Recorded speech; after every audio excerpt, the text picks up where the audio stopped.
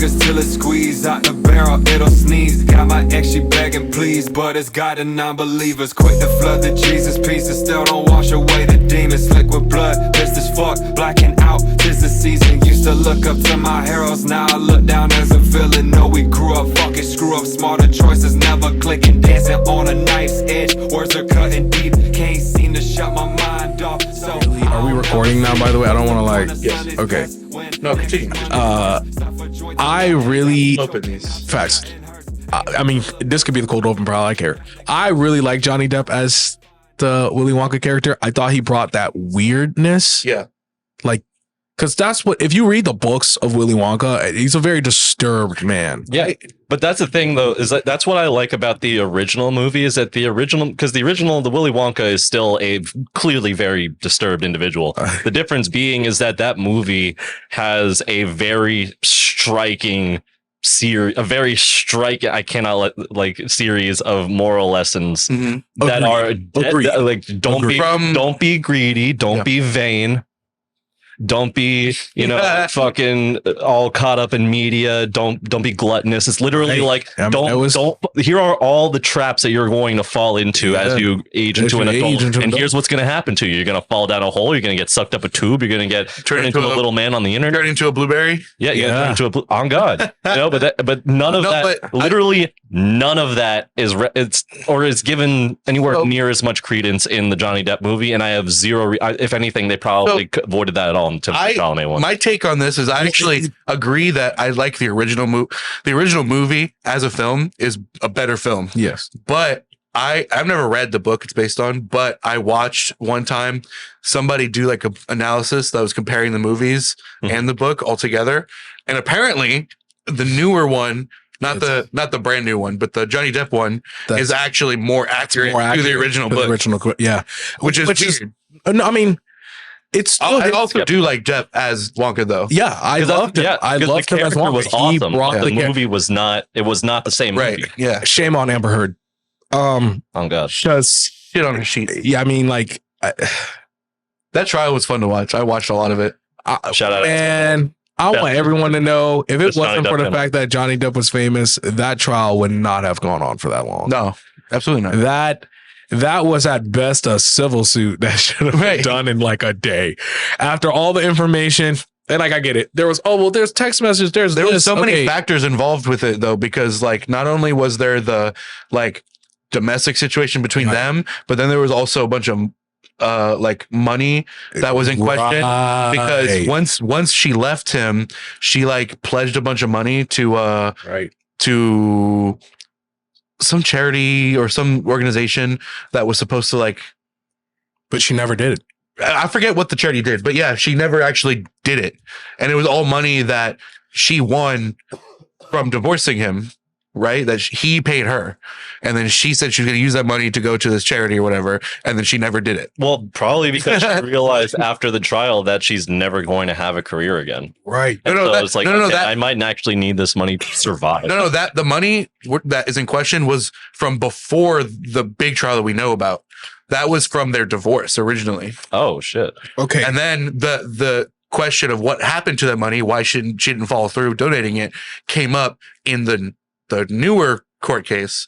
And that was a question of like her character. It came into like, because a lot of it was analysis. She was trying to get analyzing. Remember, she wanted to get settled. A lot of the lawsuit or a lot of the trial was about character analysis of the two, trying to figure out who is more in the right. Exactly.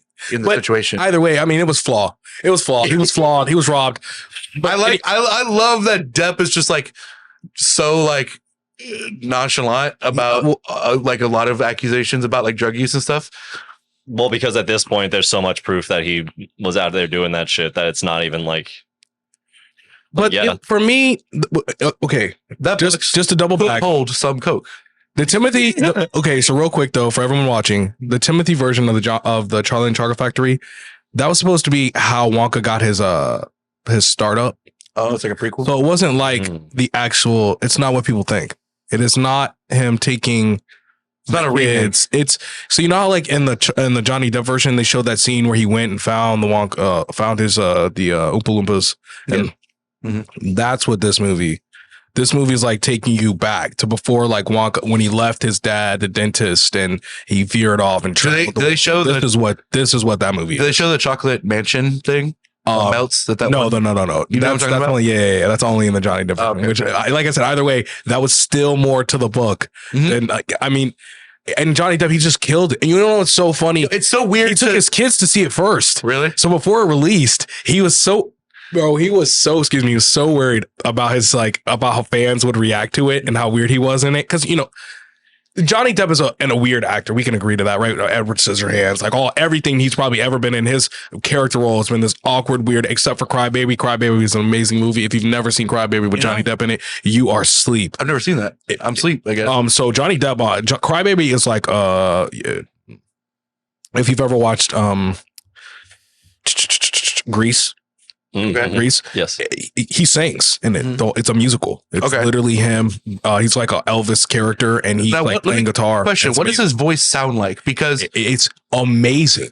like, Yeah, is he it has a it's surprisingly good amazing. singing voice. because the one of the things that is so off about his Wonka is that his voice as that character is so like whimsical and high pitched compared to the way he normally talks as an actor. But that's so And it's so awesome. weird. That's And so awesome. He doesn't look like, and it is awesome. I'm not saying it's bad. I'm saying it's like impressive Right. how not like Johnny Depp he looks. Right. And yet despite that, it's still like His very kids- obviously a Johnny Depp Yeah, performance. yeah. His kids' reaction too after they finished it, they were like, "Daddy, this was so awesome!" And he was surprised. He thought they were gonna because Johnny Depp was always worried about taking weird roles again Mhm. because it put him in that line of career, Typecasting. Typecasting, Yeah. yep. and it put him in that lane where people are like, "Oh, he's going to do something weird." But I felt like he kind of saved that with Captain Jack Sparrow. I felt like he revamped the look of his character and how he acts, and him bringing that, because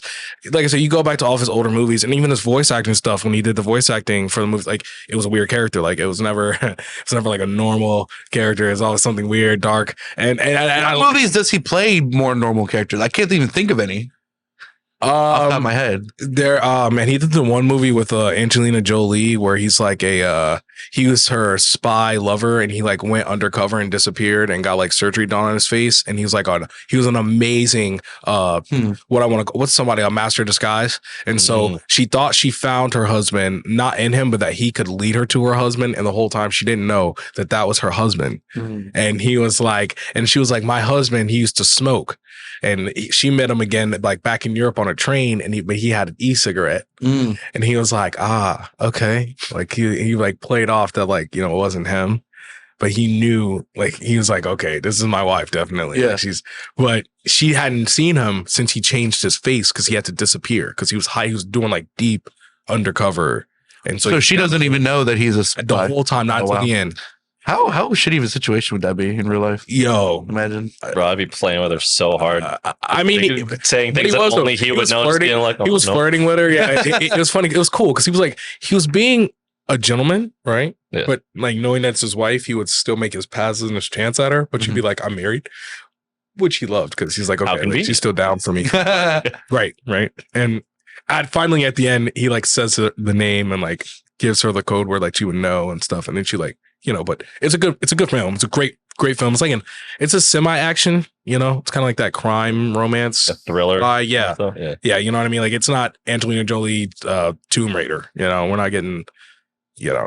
I love Tomb Raider, but I've never seen Okay, Tomb Raider. And I'm gents, also- before we begin, Raider. RIP Dragon Ball Z creator, Yeah. made the entire cartel Toriyama. cease fire for a whole day. That happened. We talked You about this. made Actually happened. We've talked about the- this before. Yes. Yeah. No he shit. made the entire cartel cease fire for the whole day.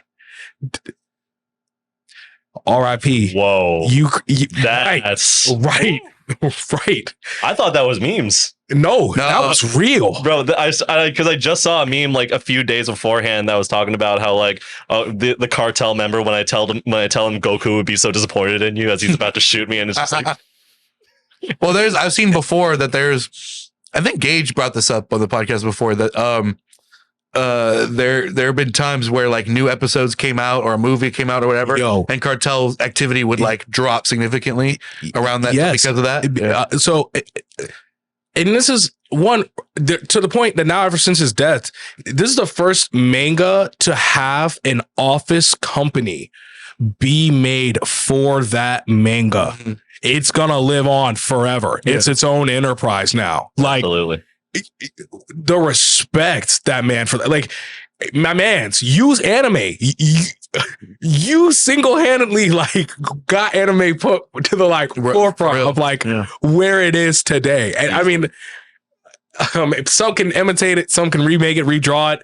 It'll never beat the original. All right. The original movies from the 80s with the original rock sounds. I mean, I love the new Brawly, but y'all don't know. I used to be watching Brawly when it was rock. They had a guitar playing while they were fighting. Yo, I didn't even recognize some of the films because I didn't see those films until I was like, never see any of the movies. 12, 13. So the older movies with all the original characters that you still see pop up. So Brawly especially, right? So the new Brawly movie. Quick question. Do the movies in timeline of like release of content, did any movies come out before the actual anime show? After. Okay. So a lot of them, I knew a lot of them came after. I wasn't sure if there's after, and specifically like, for example, the Brawly movie and the timeline when they released it in the 80s, it was during the time of the Cell Saga. Okay. And it was so interesting to watch because, like young Gohan's going Super Saiyan right now. Wait, he hasn't mastered Super Saiyan 2 yet? And you're watching them fight Brawly when they're at such a disadvantage power-wise. Yeah. But it was so good. It was so good. Now, personally, the new drawing style for the Brawly movie that came out was amazing. And personally, Super, right? Yes. And it was called Dragon Ball Super. It was called Dragon Ball Brawl. It was Super Brawly. Right. And it's his introduction now to the franchise. The drawing style that they did for that film, I don't know what studio it was. I want every single last one to be made that way because they went back to that hand-drawn look, and I loved it so much. That's because cool. And it gave it like that old school like tint behind it, like it was an old anime, but it's new. Like you see the new style of like drawing and how they. It was beautiful. Like I damn near had a tear in my eye, like to see Brawly get a movie like this. Because in my opinion, Brawly's one of my favorites. But I'm hoping that we get another season of Dragon Ball Super and we actually get introduced to Oob. Because I felt like Oob was a missed character in the Dragon Ball Super saga, especially in the games. I was like, yo, man, if Oob was here, he would have cooked. He would have cooked a lot of these motherfuckers for Earth. Because Oob is like literally the reincarnated Majin Buu. Like, so after he killed Majin Buu, he asked for him to be reborn. And they speak of a reincarnated Majin Buu being born on Earth. And Goku sets out to find him. Like, and I just felt like that was a missed relationship where, because at one point we see in the GT saga of Dragon Ball Z, Goku fell out of love of fighting. Like, he didn't care to. Vegeta got mad because he wanted to keep fighting him. Why? He knew he was stronger than Vegeta. You know what's so weird? That's GT, because as soon as you said the Rock soundtrack, all I watched as a kid was GT. I don't remember dick about what happened in that show, other than the fact that intro song hit every time. This time on Dragon Ball Z. So, my only, I was never deep into Dragon Ball Z, but it was sick. I watched.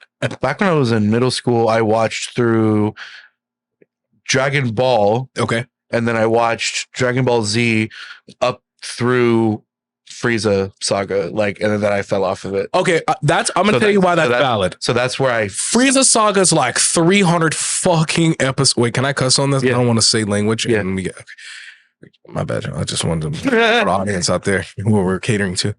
The Frieza saga is like 250 fucking episodes, and literally like I did a little bit of skipping, I won't lie. Right? But I don't blame you. Yo, Frieza and Goku fought for like 20 episodes, like 25 episodes. Yeah. And it's funny because people and it takes place over the course of like 5 minutes. Right. Is this where the battle's only 30 minutes? Yeah, something like that. The battle's only 30 minutes. You can look up the clips where people just put together the full fight without all the side cutscenes, and it's like a 45-minute battle. That's still a pretty beefy runtime for an anime battle. We've talked about this before on the pod, but that's one of my we talk about it on the pod or somewhere? I don't know. I've talked about it before, but that's Right. one of my gripes with anime as a genre is how long it's like a trope. It's like how long it takes to get certain things like done Okay. in like, especially in fights Okay. and stuff, Okay. which I kind of understand because I know they're going for like drama Right. and there's like an element of suspense to it. Right. And they want to get characters' reactions to what's going on. But I just feel like something about how drawn out it is really like irks me. Well, sometimes. the issue there is the disconnect between the medium of like the written word and pictures, and then Right. sound and moving. Because if they try to then it's recreate it one by because one, a manga you can read at your own pace, and Right. you can get all the and insights they can show all a the- frame of Yeah. characters' reactions, and it doesn't take any time. Exactly. So like, and You even just that, wait, glance double at it. back on that. I'm gonna tell you why. Okay, so this is where I Welcome to Ghost in appreciate. the Ox, by the way. Yeah, Yeah, hi. episode 70, What's 70? What? 70 something.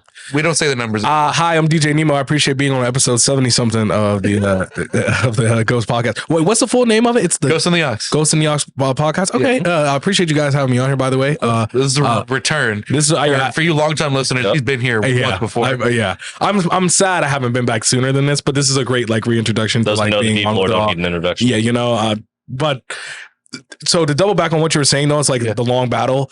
Okay, I'm gonna tell you why I like Dragon Ball Z's glazing on like why they draw out these stories, right? And keep it going. Because when you get animes, you get shows like Jujutsu Kaisen and Ashura make Akira, what is it? Akira may kill. Akira guy kill. How do you say it? I can't Kengan Ashura. and your favorite characters get into a battle and they die the same day. Like you don't get a character. You get a character development too within that episode. So like what I've loved about Jujutsu Kaisen is they made you love the fuck. Like the most recent season, they made you love the fuck out of some of those main characters, and they just died. And like not just Cool with that. I like that. see, and this is why I like Dragon Ball Z's glazing on like them keeping their characters alive and coming back with senzu beans, because you want to see the character development. You want to see like even though they died and went to like King Kai's planet, you knew that they were training. They were coming back with the Dragon Balls. Damn, man. Well, Jujutsu Kaisen just straight up murked. But this is something eight because people. I've actually been watching Jujutsu Kaisen with my friend Matt, like literally recently over the past couple of weeks, so I can speak on this with a very fresh mindset. The thing about it is that what they do to get away with that really well is that they give you that level of like characterization and development for every character on screen. So you cannot like say, oh, well, here's dude with like the 2-dimensional face and the small eyes. He's getting killed in the next scene. They all have backstories. Your villain has a backstory and your hero's got a backstory. And like, even right now, like one of my favorite, which I can't wait for the next arc to come out. I mean, I keep up with the mangas, but I try not to read the mangas because now like we kind of live in a time where like when they animate it, they try to do their best to keep it to the full manga in a way. Like one of my favorite one right now, like between Jujutsu Kaisen, I don't know if you ever watched Demon Slayer. Demon Slayer. Vaguely know about it, but never watched it. Yo. I don't watch a lot of stuff. Yo. Good. Really good. I watched Demon Slayers like this. Okay. I thought Dragon Ball Z was like over realistic, like Goku like being beat down and then healing in the water tube and then coming out to a whole nother battle. I watched a character fight a battle in this show, knock out from the battle. Then they wake him up in a town to get ready to fight again. Out. Listen to me. Out. He's out. He's not waking up. He's not waking up. Carried to the hospital, still sleep. Carried him to his next location on somebody's back. This man was asleep. This man woke up. They was like, yeah, you need your sword. There's some evil stuff here. And he like, yo, family, I just woke up. I'm still injured, actually. I still got broken ribs. And at first, like, and when I said, listen, I love Jujutsu Kaisen. Jujutsu Kaisen is one of those too, where like you just finished an epic battle, and then they're like, wait though, right down the block, right through this door, there's an evil horde of things ready to kill you. But this show, watch it, Demon Slayer. I mean, first season, bro, have you like holding back tears? You're like, no freaking way. So I've not watched a lot of anime, but my favorite two that I've watched so far have been Cowboy Bebop Okay. and Valid. Full Metal Alchemist. Dude, my man. Okay. Actually, my favorite anime. Full Metal Alchemist. Brotherhood. I think Brotherhood, yes. Actually. Yeah. I think Full Metal Alchemist is an underrated anime. I think underrated. I think I love- story-wise even too, like I tend to like stuff that has like a combination of like magic and science. right. Like finds a way to balance the two or combine them. Well, that's Jujutsu Kaisen. Is it? Mhm. The creator of Jujutsu Kaisen is literally like he has his like PhD in physics and everything you're seeing. It is a physical quote. It's a possible way for something to be done, like based on physics. Like even what's his name? Gojo's powers. That's all based on physics. Like it's every single one of their powers is based off of physics. Like and the people that he has writes with him were his co-workers in the department that he worked in, and they help write the character's powers. It's all physics based. Knowing that makes me love Gojo even more. Oh my god, yo. And I'm mad, bro. Dog. Wait though. Gojo's gas. But can we talk about Mekamaru? Yes. His father? I will. His Fuck father? his father. Mekamaru got hoed so bad. Dog, the worst death in the fucking. He still had 9 years left. Bro. I'm so mad. I'm so mad at that. That was like the last episode I watched. Because who was the kid whose dad was chasing Gojo and he had the sword? Megumi. Yeah. Come on, dog. That was super sick. Absolutely. But he was also there and gone with like, if anything, characterization wise, he almost got nothing. But the cool development with him happened afterwards when he comes back to life. I didn't know that. Thanks. There you go. I'm literally the episode before the Shibuya incident. Like I'm right there, brother. I know. Look at me, brother. Dog. I'm ready for it. I've been hearing about this stretch of episodes since this fucking anime came out, so I'm ready for it. The face you're making. I'm not saying shit. Bet. I respect you watching it. I don't like to. Like I've already given you something where you're like, okay, you're I don't. That motherfucker's goated. We're talking about Gojo, right? Yes. Yeah. No, I'm Gojo and Megumi, the guy he fought to get his purple to finally unlock it. Yeah. Bro. So what really made me respect that character was when the lady who brought forget his name, the dude who likes tall women with big asses. Yeah. That guy, the lady who inspired him to become a jujutsu sorcerer, was talking to Gojo in the like little prequel arc, like when Gojo was still in the high school, and he was explaining it about how he effectively just reached this like perfect state of equilibrium with some kind of divine pact where he was high. Yeah. He was high. This man in Jujutsu Kaisen Gojo was. And Gojo literally with a major threat villain in front of him monologued. Nice. I see villains monologue all the time. I have never, except for out of maybe Naruto and maybe watching like Guy Sensei monologue before a fight and be deadly serious. This man Gojo floating in the air. My man was like, I alone am the honored one. Like, between heaven and earth, I alone am the honored one. What? Dog. When any hero drops that on you and floating and having a smile on their face, bro. That's when you do this and you fade out like immediately. When I saw that, I'm head out. and when the hero hits you with a pose like this, dude, kill yourself. Okay? Yeah, straight up. Finish the job. Don't even try to fight. But it's over. That's why I'm saying they give so many of those moments for so many characters. My favorite one is the one where, again, I can't remember these people's names. I just know the characters. His best friend. The Corpo man. Yeah. Yep. Him, when he fucking, dog, as somebody who was like 3 years into working for Bank of America at the time, who was living that fucking life, when that man said, I'm going into overtime. Matt, you were there. I hopped out my chair and I fucking, like, dog, moments like that, it is so and the characters, their powers all hurt them in a way. Not like because it's all the curse. That's a whole. It's the curse energy, but this is also his physics mindset because the creator, he's a real freaking physicist. That's Like cool. I didn't know that. everything that you're watching, he has calculated, like thought about physically how in this realm with this look. That's why they all look the way that they look and doing what they're doing. It's an incredible It's show. like Futurama, where everything is like all the right, like a bunch of the creators and writers are like Well, it's the same. PhDs and shit. Yeah. Well, yeah, I mean, it's the same creator of Simpsons, right? So if Really? yeah, Of yeah. same creator. Of Futurama and Simpsons. Yeah, same creator. Is it? Yes. Yep. Same creator. Matt Groening. Well, Same creator. I know. That's That's why- right. I don't know for Simpsons, but I know for Simpsons. Futurama. Ain't no scientist getting No. consulted for the Simpsons. No, but for Futurama, some of the main like not like consultants, but like people who like work on the show are like have like crazy degrees. Yeah. Even more. Yeah. Or even more is how like so many of the original cast and production crew of SpongeBob were marine biologists, Yeah. including Yes. the guy who created Yeah, the and show. him and Mrs. Puff were married. Yeah. Dog. The guy who played SpongeBob, him and they were married.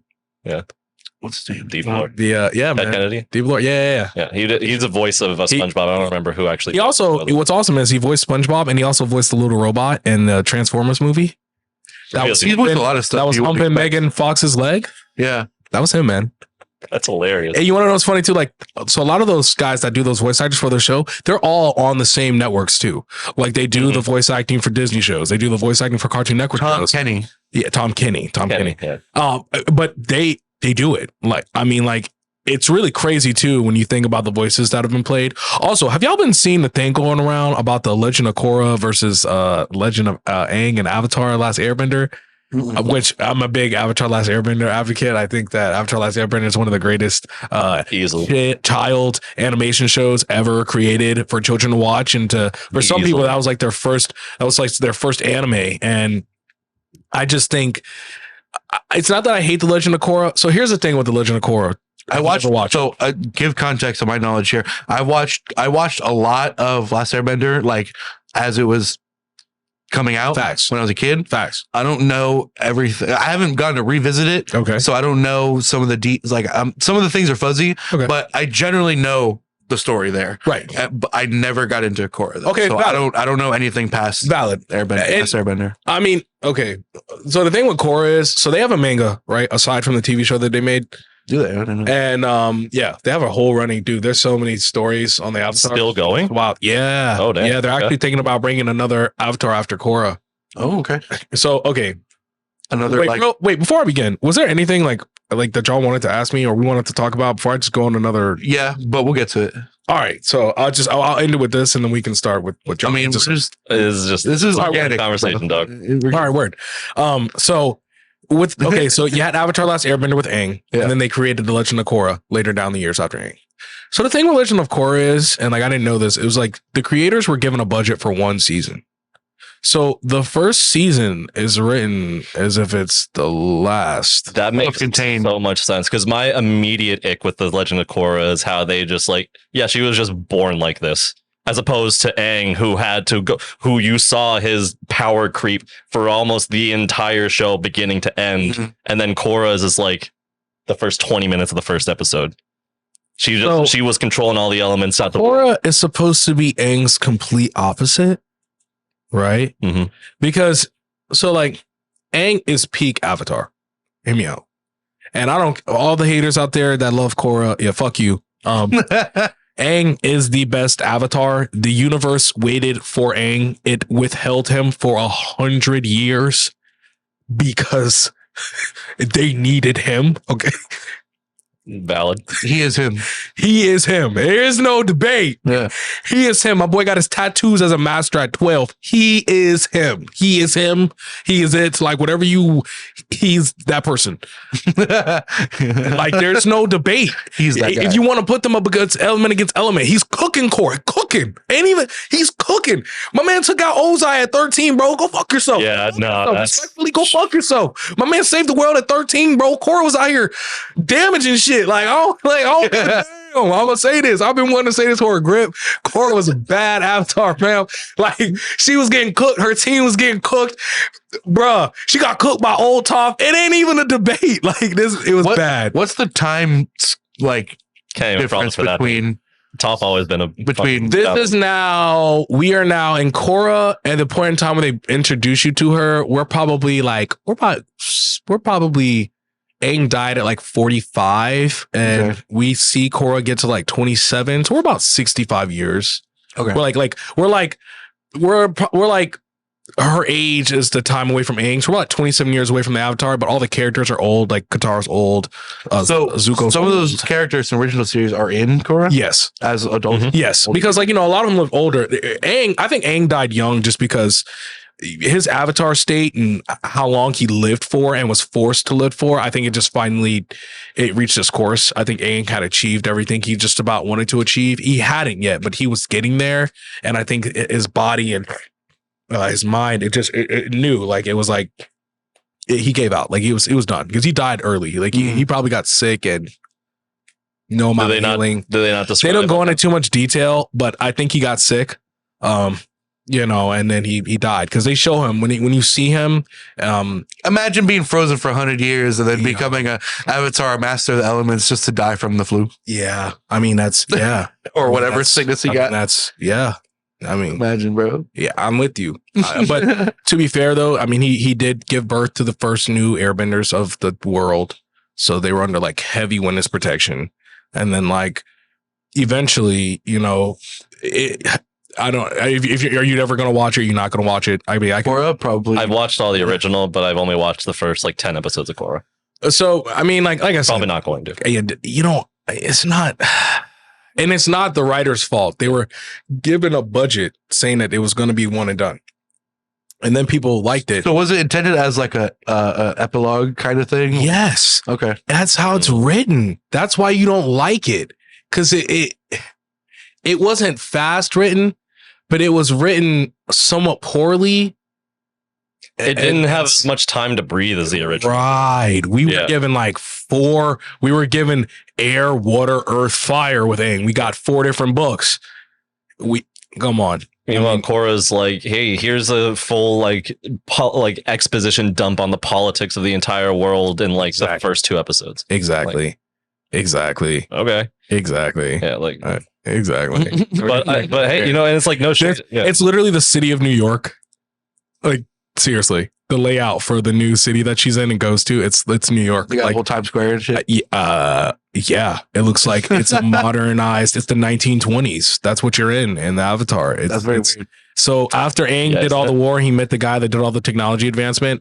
They like basically really started getting technology, like technical advanced. Like they Is that so? I always felt like in the original series, it made sense for Fire Nation to be technologically advanced because it's fire. You can do a lot of stuff. This is true. So when they, Even though this is where some of my knowledge kind of gets fuzzy. Uh-huh. So when they defeat Fire Nation and all that, I guess does that technology start to disseminate into the rest of culture? yeah, basically Or do other nations more start nations stuff on their own? So Aang creates his own nation with Zuko called like Republic City, and Okay. it's basically for everybody to be free that wants to just not be under one fire rule or one Earth Kingdom rule or one water rule. You can come here and there's a ruler there, but you know it's like it's a melting pot. It's not a denomination. Pot. Yeah, you know what I mean. And basically, like it.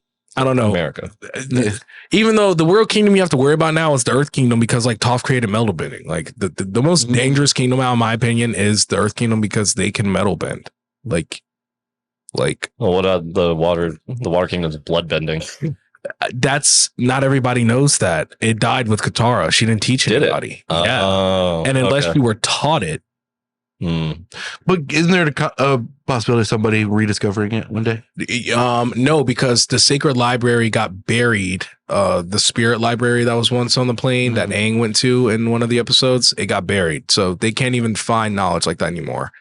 It's all gone. Like you like unless you learn it or you pick it up because like it's an ability that you figure out you have, but that's hard. Somebody has to tell you how to use it. Like Katara got taught when to use it, how to use it, like whipping water out of trees to like use against people. Like you see the elements, in my opinion, on Aang's side a lot differently than you do in Korra. They show you all the elements.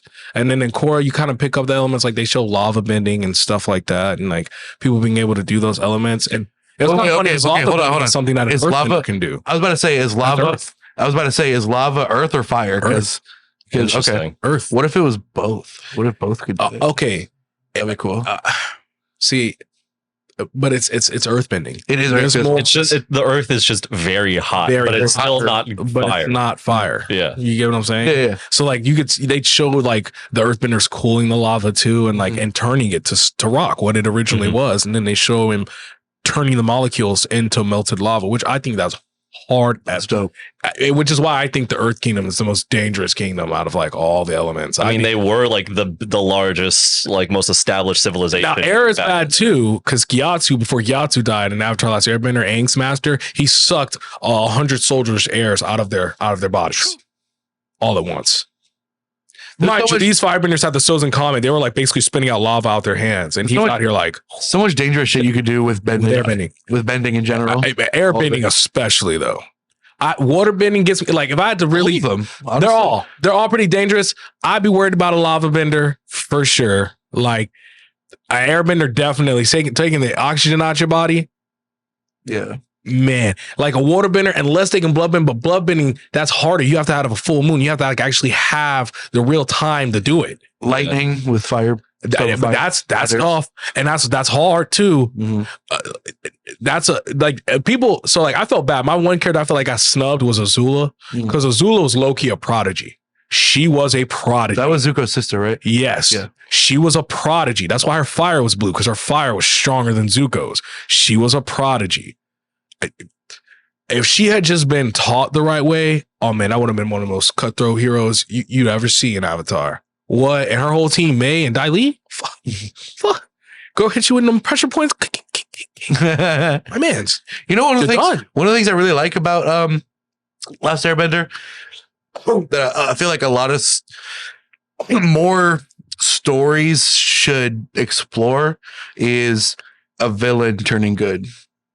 Okay. You know, I feel like it's not done, or a hero turning evil. I mean, but like that conversion. Zuko was that villain turning good point. Yeah. Right. So Zuko's like literally the little kid that got told his nation was the best, and then he came out and found out how much people hated it, and he actually decided to become a good person. Right. So that's like your example of that. Iroh's a good example of that. Iroh's definitely a great example. Like Iroh didn't even die. My man left his spirit and went to the spirit realm and just let his body rot. He just did some Jedi Force Ghost. He went out about as hard as he could. That he went out the hardest. Yeah.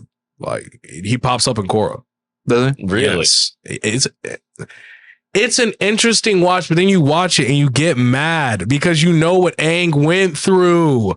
What makes Korra's story so difficult to respect and understand is you know what Aang went through. Mofos be like, Korra got this done to her and this done to this. So I'm like, Aang had a whole nation. You know how hard it is to hide a little ball boy with blue tattoos? Yeah. And they have only Airbender. Funny enough, they actually wrote a whole show about that. Yeah. Give me a break. Yeah. My man left his whole life. My man time traveled. Yeah. He time traveled. And people got the audacity to be like, Korra's better than him. I'm like, this motherfucker time travel. To the point that, but listen, it's so much lore about it that people think. Time you know how Sokka fell in love with the one girl from the North Water tribe that turned into the moon at the end. She died. Yeah. People think that she was actually supposed to be the water bending avatar, but the avatar state held on to Aang, that it took her life force to get Aang to the next life. And it makes a lot of sense because that's why she could accept the spirit so well to live, because she was supposed to have Rava inside of her, which is the name of the avatar state. The name of the spirit inside of the avatar is called Rava, right? That's the light spirit. And that was what's supposed to go inside of her. That's why she connected with the moon spirit so well, because she was supposed to be an avatar. And then in the end, if you think about it, she died as like an avatar would by saving the world, because she went and became the moon spirit. Like that's on some avatar shit. Like Aang couldn't even do that. Once that little thing died, Aang was like, yo, I'm cooking the whole Fire Nation. Like he turned into a whole water spirit, let a water spirit take over his body and take out a whole like army of firebenders. Like And you know, even it's funny too. The live action came out, and I watched it with my girl. She fucking hated me for it though, because I complained about it the whole fucking time. The live action, you said the new one. The live action. Listen, man, live action. I haven't seen it. I've heard things. They got the bending right. The storyline is garbage. Isn't it like? And it's Isn't it basically condensed like the whole season? Yes. Condensed? Which, but what I don't get is like, does Netflix? Do you want money? Like, Well, they are getting the money. They're just it's a tax write off. but you would have made a lot more money had you did it to the story that was already written. Offer it, hear me out. The first episode of Avatar: Last Airbender, right after they find Aang, right, and after Zuko captures him, first thing that happens is Aang bends two different styles. He does water and air, which nobody has ever seen in the last 100 years because the Avatar's been gone. Okay, the whole point of that scene, okay, is that Katara and Sokka now know Aang is the Avatar. They know. Mm. They did not express that well. No. And it's even for Zuko. It confirms for Zuko that he is the Avatar. Like, you know what I'm saying? Like, oh my gosh. It just is. And I know why the creators left. And this is why I didn't want to watch the live action, because once I heard the creators were out of it and they didn't want to deal with it, I was like, yo, man, yes, they were on board. Creative differences. On board. And then they were like, we want everybody to know that we are no longer a part of that. We don't, you know, they got the rights to it. We let them, you know, have the rights to do their idea, but that's not us. You know, and after watching it, like, bro, they had Sokka and Katara in the spirit world. And for what? And I rest my case. Okay. You know, so allow me to make devil's advocate, like counter, like I'm trying to understand from Netflix point of view or from any studio point of view on why they fuck up franchises like this. Okay, hear me out. Condense the story. Yeah. That makes sense. Well, here's what I was going to say is I don't think this is right. I think this is just their logic. When they fuck up, like especially anime and adaptations and stuff, I think it's because their point of view is they're taking this popular IP and they're trying to expand the audience and grab people who are not the same people who already watched the main thing. Okay. So they're trying to do it differently because they want to appeal to a different demographic. In 2003, I'm not saying they're doing a good job. I'm not saying they're doing a good job. But to look back on what you're saying, in 2003, that would have made sense. Yeah. In a time of no technology, no TikTok, no real way for us to show memes and talk about things, that makes sense. But when you go on TikTok and you've seen, I'm sure we've all seen at least one Avatar: Last Airbender meme pop up where people are jokingly laughing about something like the Cabbages guy or something like that, which they actually got the original voice actor of Cabbages. Really? No shit. Yes. Okay, that's nice. That's pretty dope. Yeah. I don't my Cabbages. I don't use TikTok, but I do see memes. Regardless, places. Yeah. Y'all should be putting the Ghost podcast on there. You probably go viral. I'm serious. Maybe. I mean, I did start making shorts. You should. I mean, you should. TikTok is your best route. I'm gonna be real. Before they start putting in all their like regulations and stuff, the way YouTube did. That's true. But isn't there a thing? Pretty hype. A new little thing popped up recently about them trying to ban it again. Yeah. Well, okay. So hear me out. What's up with that? Because TikTok's the most free. It's the most freedom speech app in the United States. You cannot. YouTube and Google. Trust me, I know. I just released a music video for my artist, right? We just released it. Nice. We had blurred out like liquor titles, right? And they came at us with the cigarette that we had, and it wasn't a cigarette, it was a joint, but you're lighting something, you're smoking it, and like all these regulations they started like bringing up, right? And we were like, damn. And this is just for a music video. YouTube's regulations now are way more strict than when they were when we were kids. The thing that's fucked up about YouTube is it's kind of like almost like a caste system, because if you're like a big famous person, they let a lot of that shit slide more. Well, tell that to PewDiePie. Well, I'm talking more like on the scale of like Drake or like a big artist like that. PewDiePie was PewDiePie's huge, but they don't like PewDiePie. No, because they don't like PewDiePie because he came out and said that YouTube was doing him wrong. Yeah.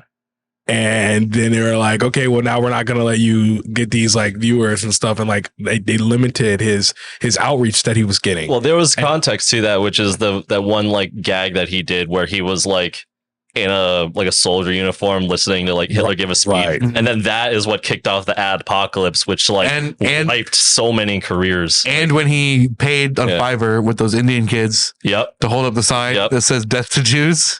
And then let's not forget the bridge incident. But let us not listen. His mild jokes versus Logan Paul showing a dead body hanging in the forest. Dude, is not even the same. Close. Not the same. It's not even close. Because PewDiePie gives a disclaimer every time before he would drop. And especially age and content wise, he knew the content was mature, and I just felt like that the joke of that, y'all. We have Saturday Night Live on CBS, and you're telling me they've never made fun of something like that. And even though they didn't get kids, is it NBC? Yeah. Either way, NBC, Fox. You watch Family Guy. All of you watch South Park. Why, especially YouTube, are you getting in your back? And South Park has their own channel. I'm pretty sure YouTube. Their excuse.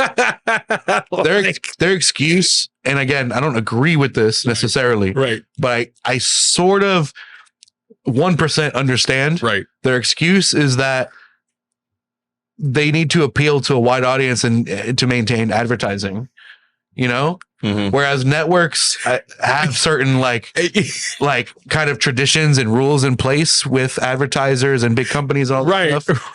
But YouTube is a lot more like, okay, hold on. Let's not talk about these fake families on YouTube now. Oh my with God. These, like, for example, do you remember those? Well, it was those 3 guys, and I guess one guy used to always like talk about his wife, like every single time, every single podcast. Yes, Try Guys. Yep. Try Guy. Yep.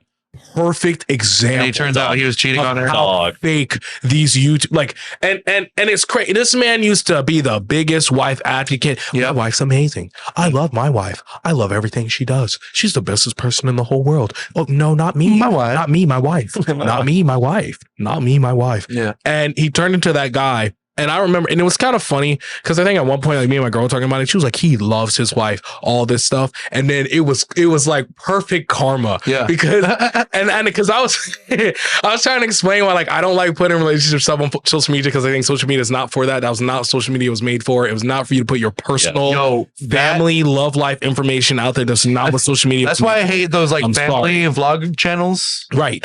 Because they're fake. That is so fake. They're fake as fuck. Not only are they fake as fuck, but they're also like in the nature of making content out of your children. Right. It's like opens the door wide open to abuse. So abuse. Or mistreatment. Now, and it's just sociopath. We just saw the wife that got arrested for abusing her kids the whole entire time. And she was saying that her kids were crazy. And I've just...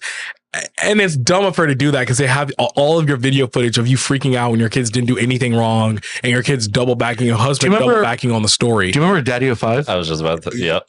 That was a big one. Daddy of 5. And so this is why I think when jokes and stuff like that are harmlessly made, and when you can go and find skits from channel promoted ad related things, in South Park being the biggest out of most of them as far as the jokes for the fish sticks episode with Kanye.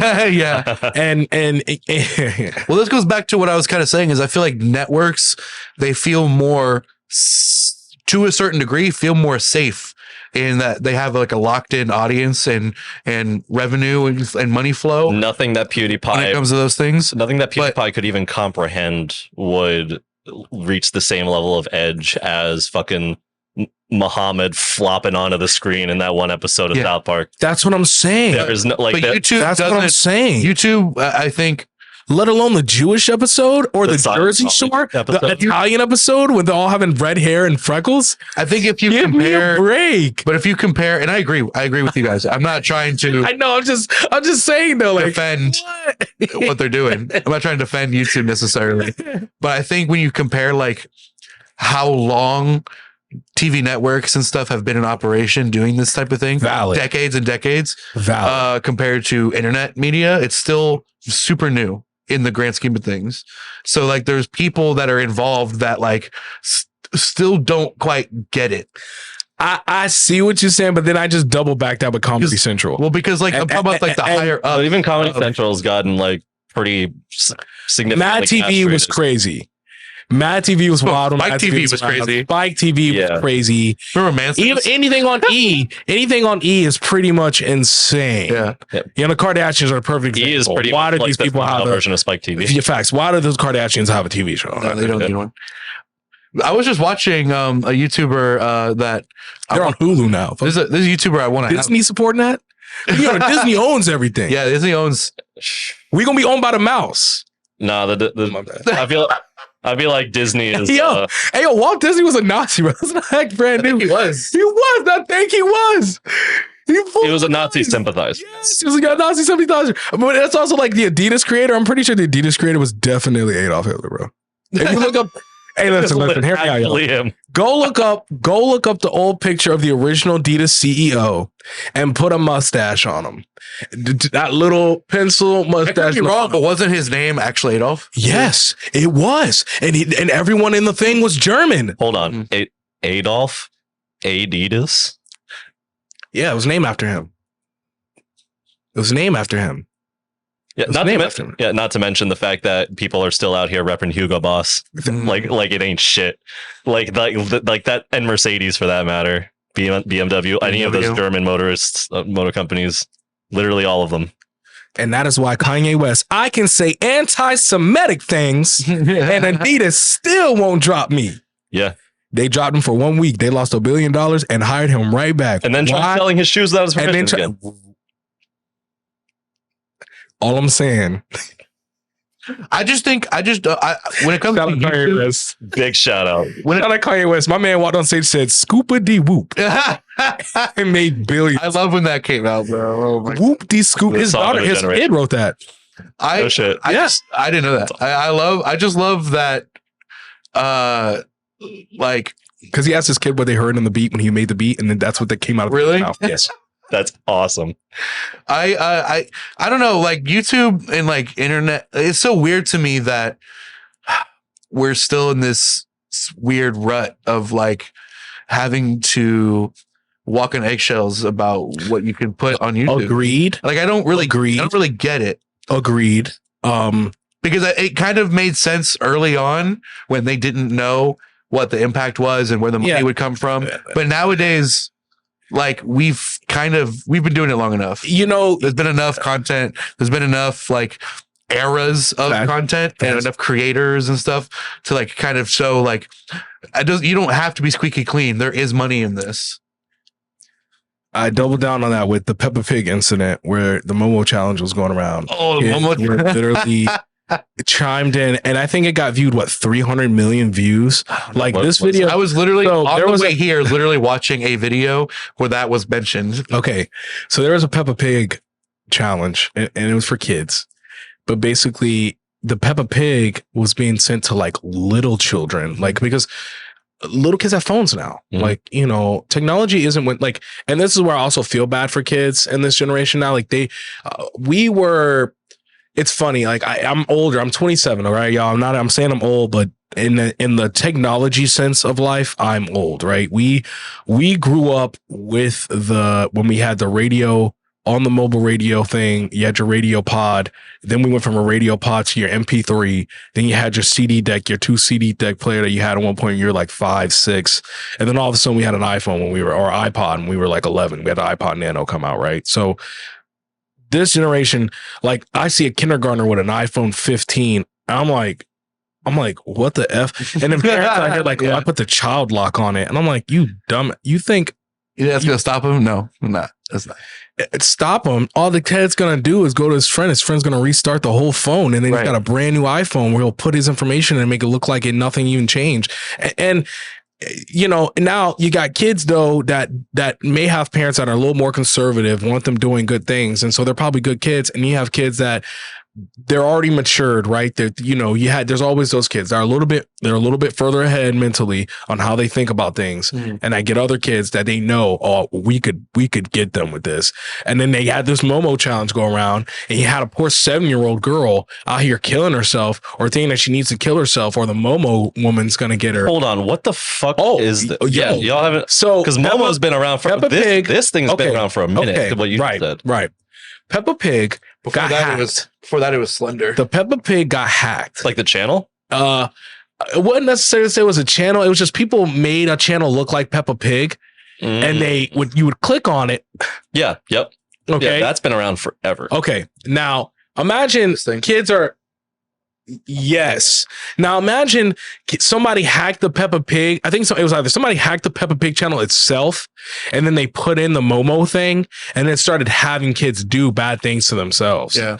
And it was like telling the kids, because parents would walk away from them. They're watching Peppa Pig, right? So as soon as the parent sees the first, let's be for real, people have a 10-second attention span, especially when you're looking at your kid's stuff. You're looking at it for the first 10 seconds. If you see it's kid-like, you're walking away from it. Most of them have headphones. Most of them leave them.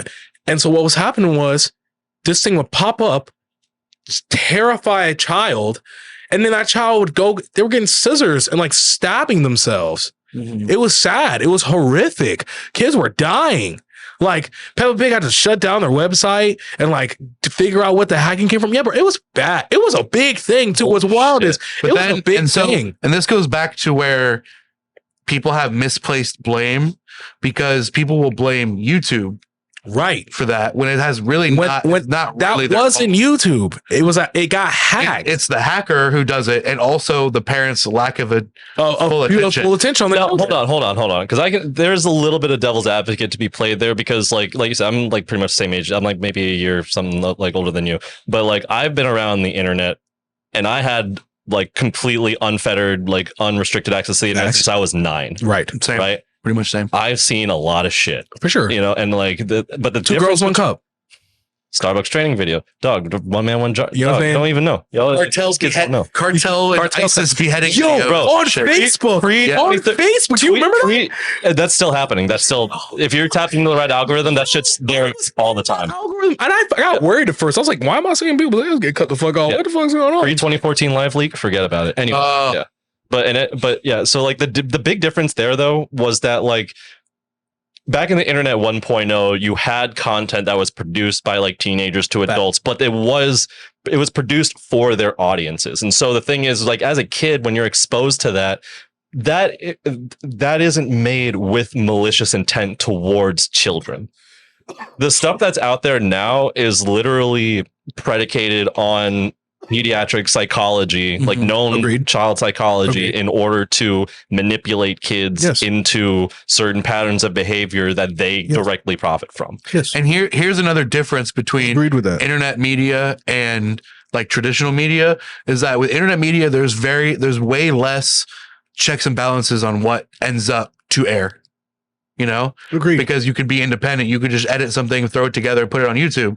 Whereas on network TV, there's hundreds of hands have to be involved to approve something. Well, and then, but that's because there's a good thing and a bad thing. YouTube's their rules. But I'm saying they're the only way they can combat it on YouTube compared to a network where a bunch of people have to approve something. Right. On YouTube, the only way they can really combat it is a bunch of people disproves. It's already there. It's already come out. So now they have to either take it down or demonetize or whatever it is.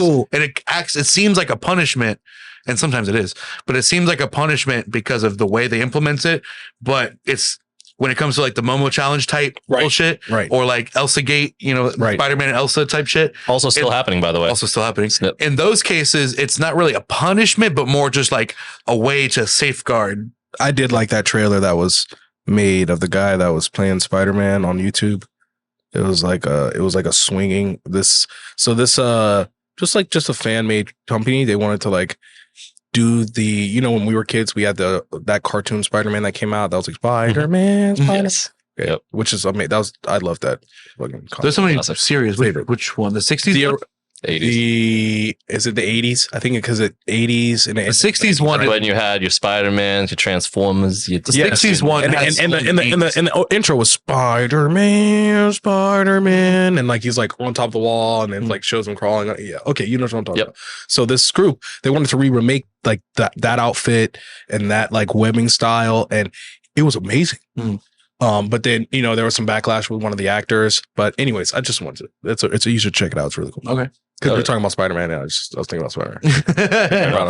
But yeah, but I'm with you. There's not as much regulation on the which is a good and bad thing.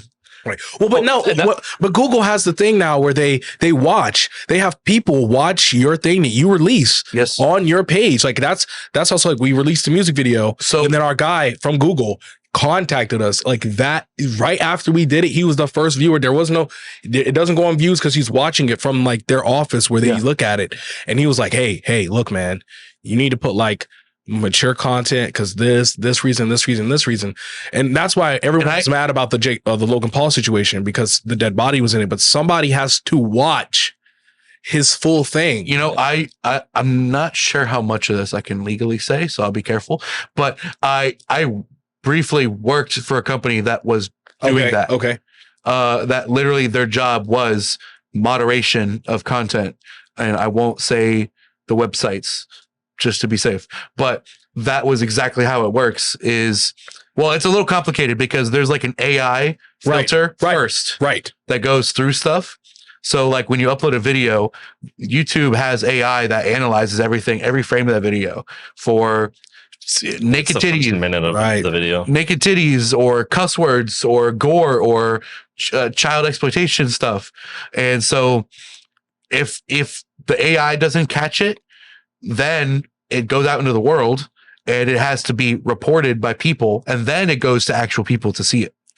But in your case, in some cases with like bigger channels or people who have got established connections, then you can get representatives. I think right now his page has like 200 followers. Okay. Which, okay, valid. You know what I mean? You don't know how old those subscribers may be before we've released such a mature content-based video. Although we did do a music video where he was in the club, but you didn't see like people drinking from a bottle, right? They were just all in glasses. You can't confirm what's happening. The infamous double cup. Exactly. So, and we shot that in Harper's. We shot that in Harper's Stewart. So, but shout out Harper's Stewart. Thank you.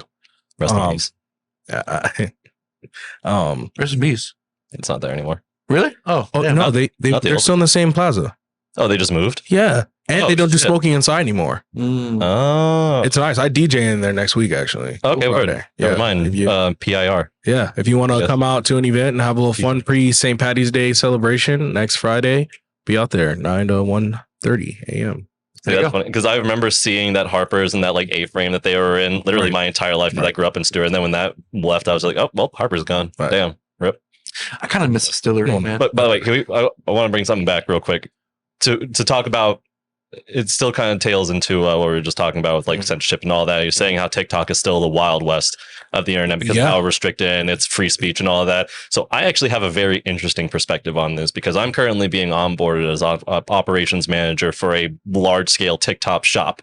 So like a TikTok commerce operation. Okay. Right. And I can confirm without a shadow of a doubt that TikTok has their fingers on every single button and every single lever in regards to what is being pushed in the algorithm.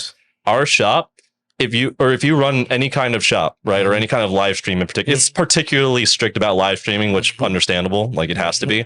But like if you say certain words, the AI will pick up on that and will shadow ban your account with no recourse.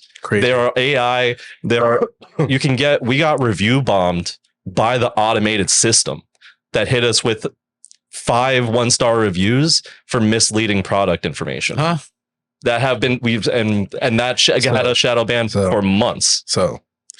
And this is why. So like even my artists right now, like I'm helping co-manage them. Right. My thing, I told them, I said, listen, gateways in the physical world still exist, right? Certain people will not push your music in the music industry because you're not there. TikTok has ruined that identity. Okay. Social media in general has pretty much ruined that identity of a record label. Like, yes, it's nice to have a record label because they're already in the locations that you want to get into radio wise and maybe even stream wave wise.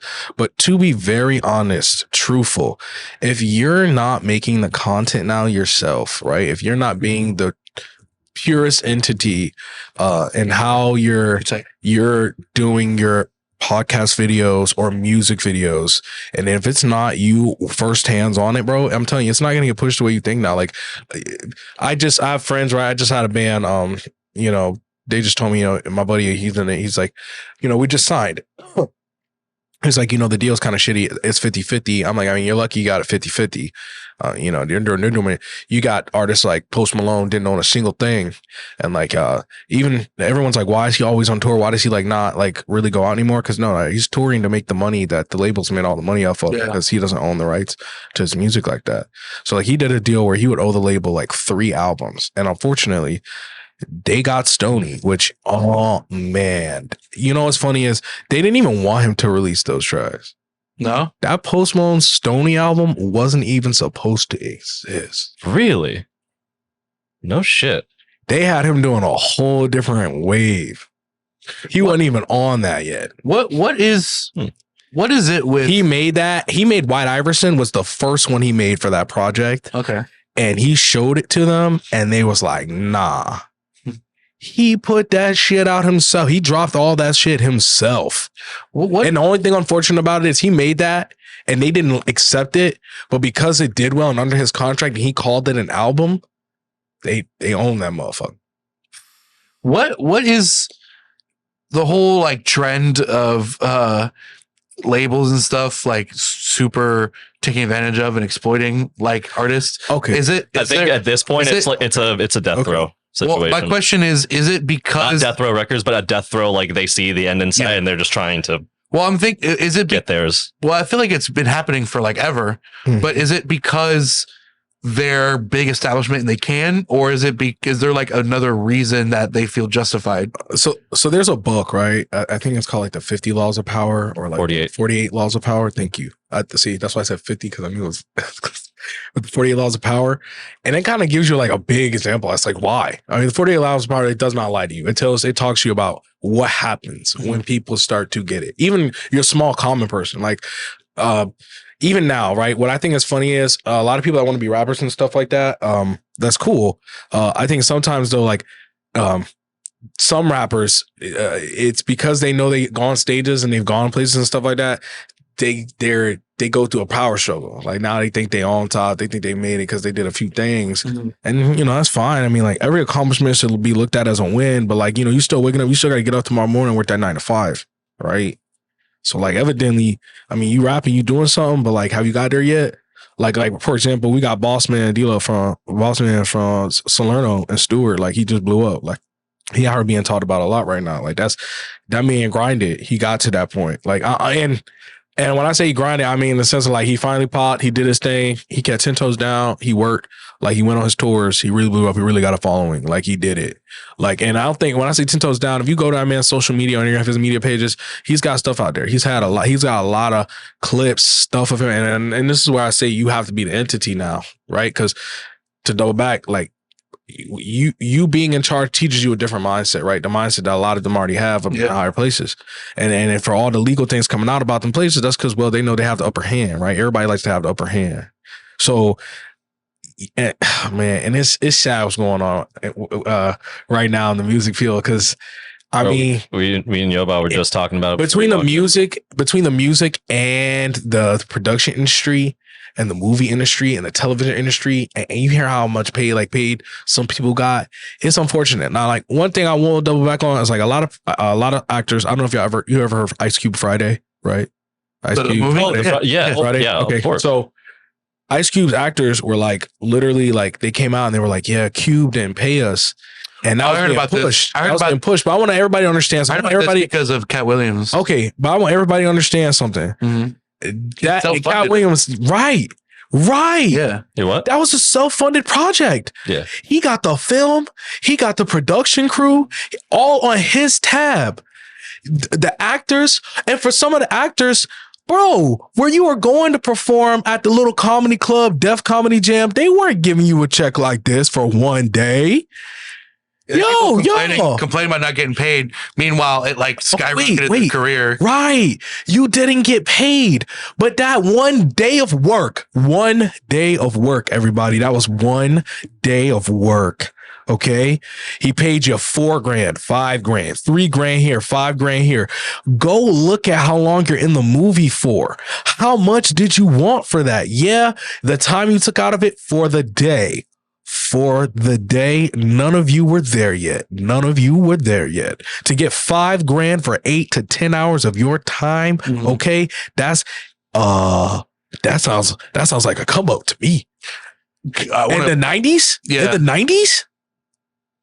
And then to come at that man when all we talk about is black people supporting black people, all the love. Where the fuck the love that just did? Yeah. Ain't nobody come out there in living color. People when they living color cats probably weren't making that much money, but they all went and got bags. Every person from in living color got a bag, even J-Lo. And listen, Jennifer Lopez, you mad cool, like whatever, but like you ain't my favorite. So A little overrated. I recently, did anyone see the show that she's on where she's crying when she's like trying to call celebrities to be in her movie and they're all rejecting her? You should watch the video of that. No. Wild.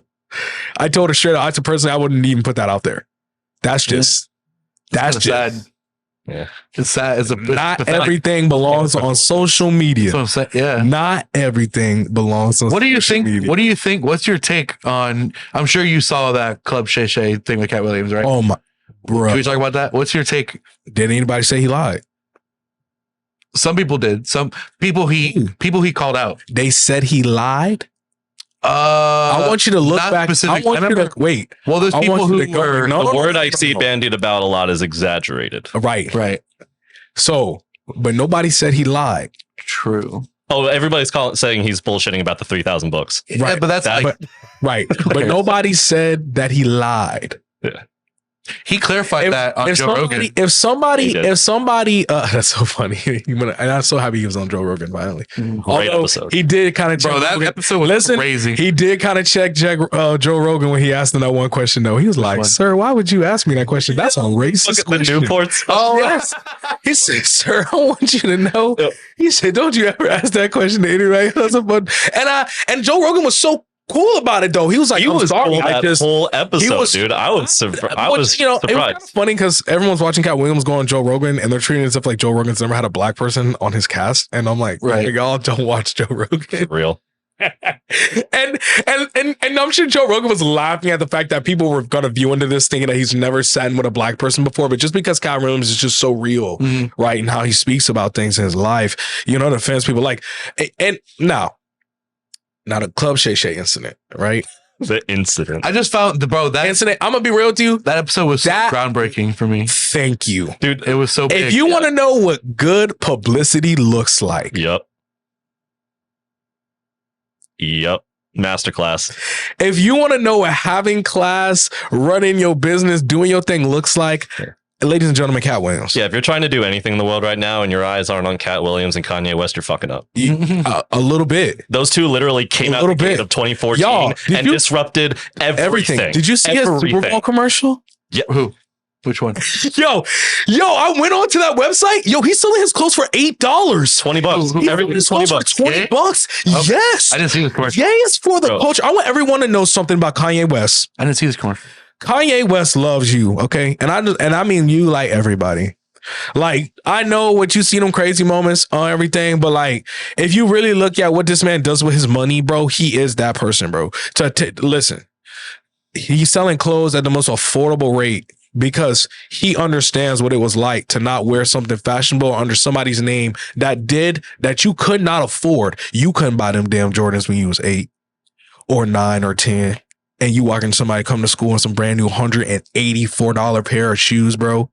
This man Kanye West out here selling his shoes for $20. And before anybody comes out the gate saying how this is like a new thing, he hasn't done this before. Don't forget the Yeezy Gap collab. Thank you. Years ago. And wait now. He was doing the same shit. And wait now, everybody's mad. This stuff's only going for $8-10, but you lacking because when all them people buying, he stopped making it because what Kanye West is known for is changing that style. You like this? Yeah, you like these little holes? All right, yeah, shoot. That's right about to be gone in the next 2 years when you think of another new idea of a clothing line how he wanted to look. Them Yeezy shoes going for bands. I wanted a pair so bad when they were out and they were affordable. I think that shoe was at least $80-90, which I think is fair. I think that's a fair price. I think the highest I saw it go was when it finally started peaking on like the underground shoe, like jump. What do they call like? Oh, I know what you're talking about. There's really expensive underground shoes. Yeah, and once they hit like 4 or 5 bands, people were selling the Yeezy for. Bro, the shoe went to like $150 in the store. Like it costs now to get that shoe. That's not Kanye's fault. He did not want that to happen. Kanye originally wanted his shoes to be affordable for people to wear. He went to Payless. That's why they look like that. They weren't supposed to be expensive. So he went to Payless. I used to shop in Payless, ladies and gentlemen. There was those years when I needed them shoes out of Payless, bruh. Mm-hmm. I buy my shoes from Walmart. Many a work shoe from Payless. Factually. I love Payless. Payless nonsense. That or Rack Room shoes. Shout out Rack Room. He was always getting me right. Yep. I think I don't think I've ever spent money on shoes except the only money I ever spent on shoes was for sports, for cleats. Never. That's the only thing I ever spent money on. Listen to me when I say this. Never. Yeah. Never.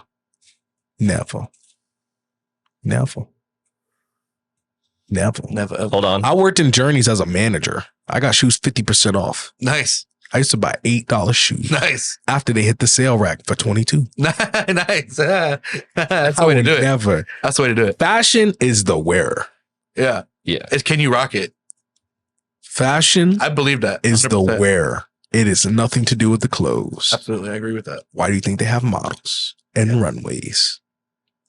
It's the wearer. Yeah. Depends on why you're wearing it though too. Because like I'm normally very cheapo with my shoes too. Like I've been wearing I got these fucking Black Forces from Plato's Closet for $35. But I also have a pair of Tims that I spent like $250 on.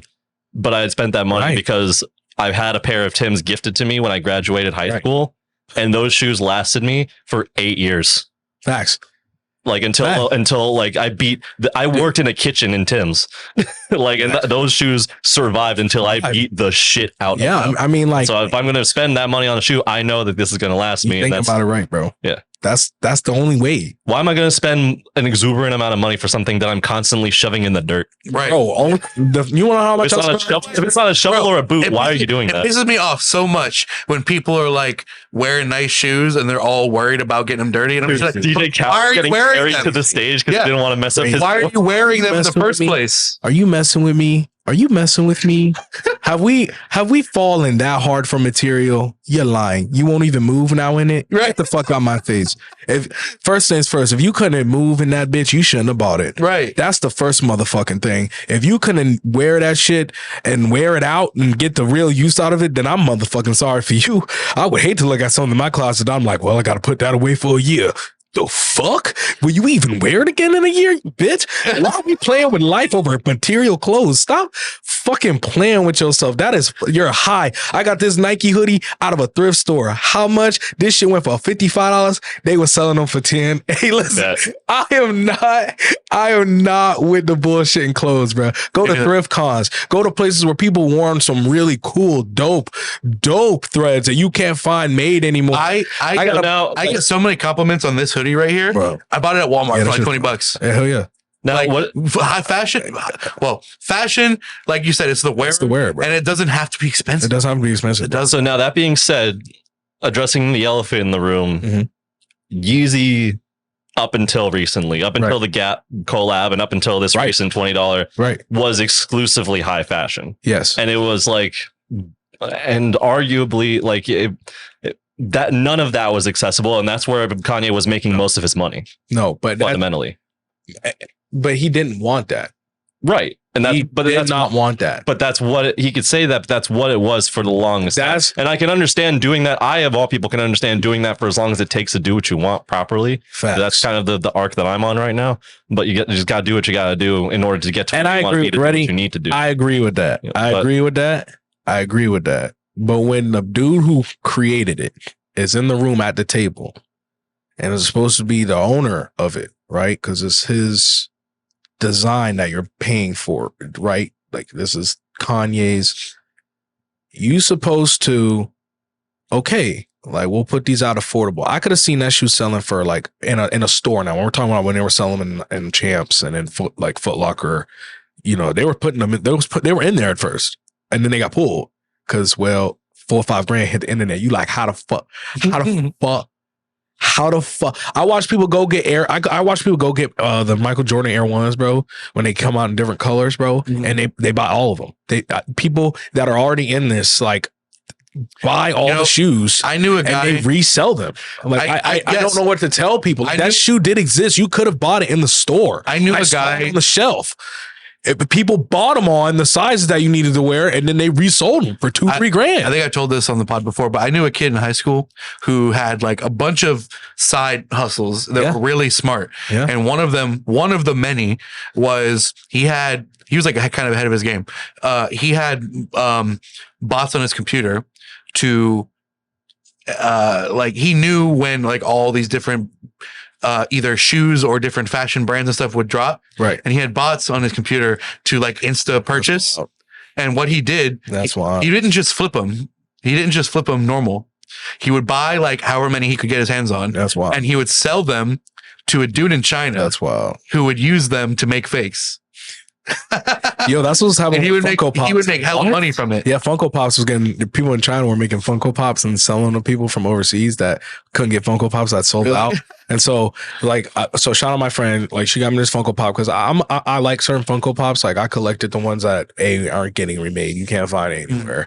And I did it right. I have got one out when it before it got saturated. I have one. I have a Dead Mouse one. That's it. Nice. So I got like a Miles Morales one from when they released the movie, and it's him falling from the sky, and he's literally upside down. He's wearing this Michael ones. I think that's pretty hard, and you can't find it. I found it in a comic book store. It was really hard to find. I like Spider-Man. That's one of my favorite heroes. And then like, you don't say. I figured. so it's Spider-Man, Thor, and Doctor Strange. Those are like those are my top, probably, if I had to. Just because I like Thor lore. I like Norse mythology, and that's why I like God of War. I like their new route with it. It's cool. So, but surface level, I don't know it as deep as you probably do, but surface level, I also like those characters for the simple reason of, again, combining science and magic. Yeah.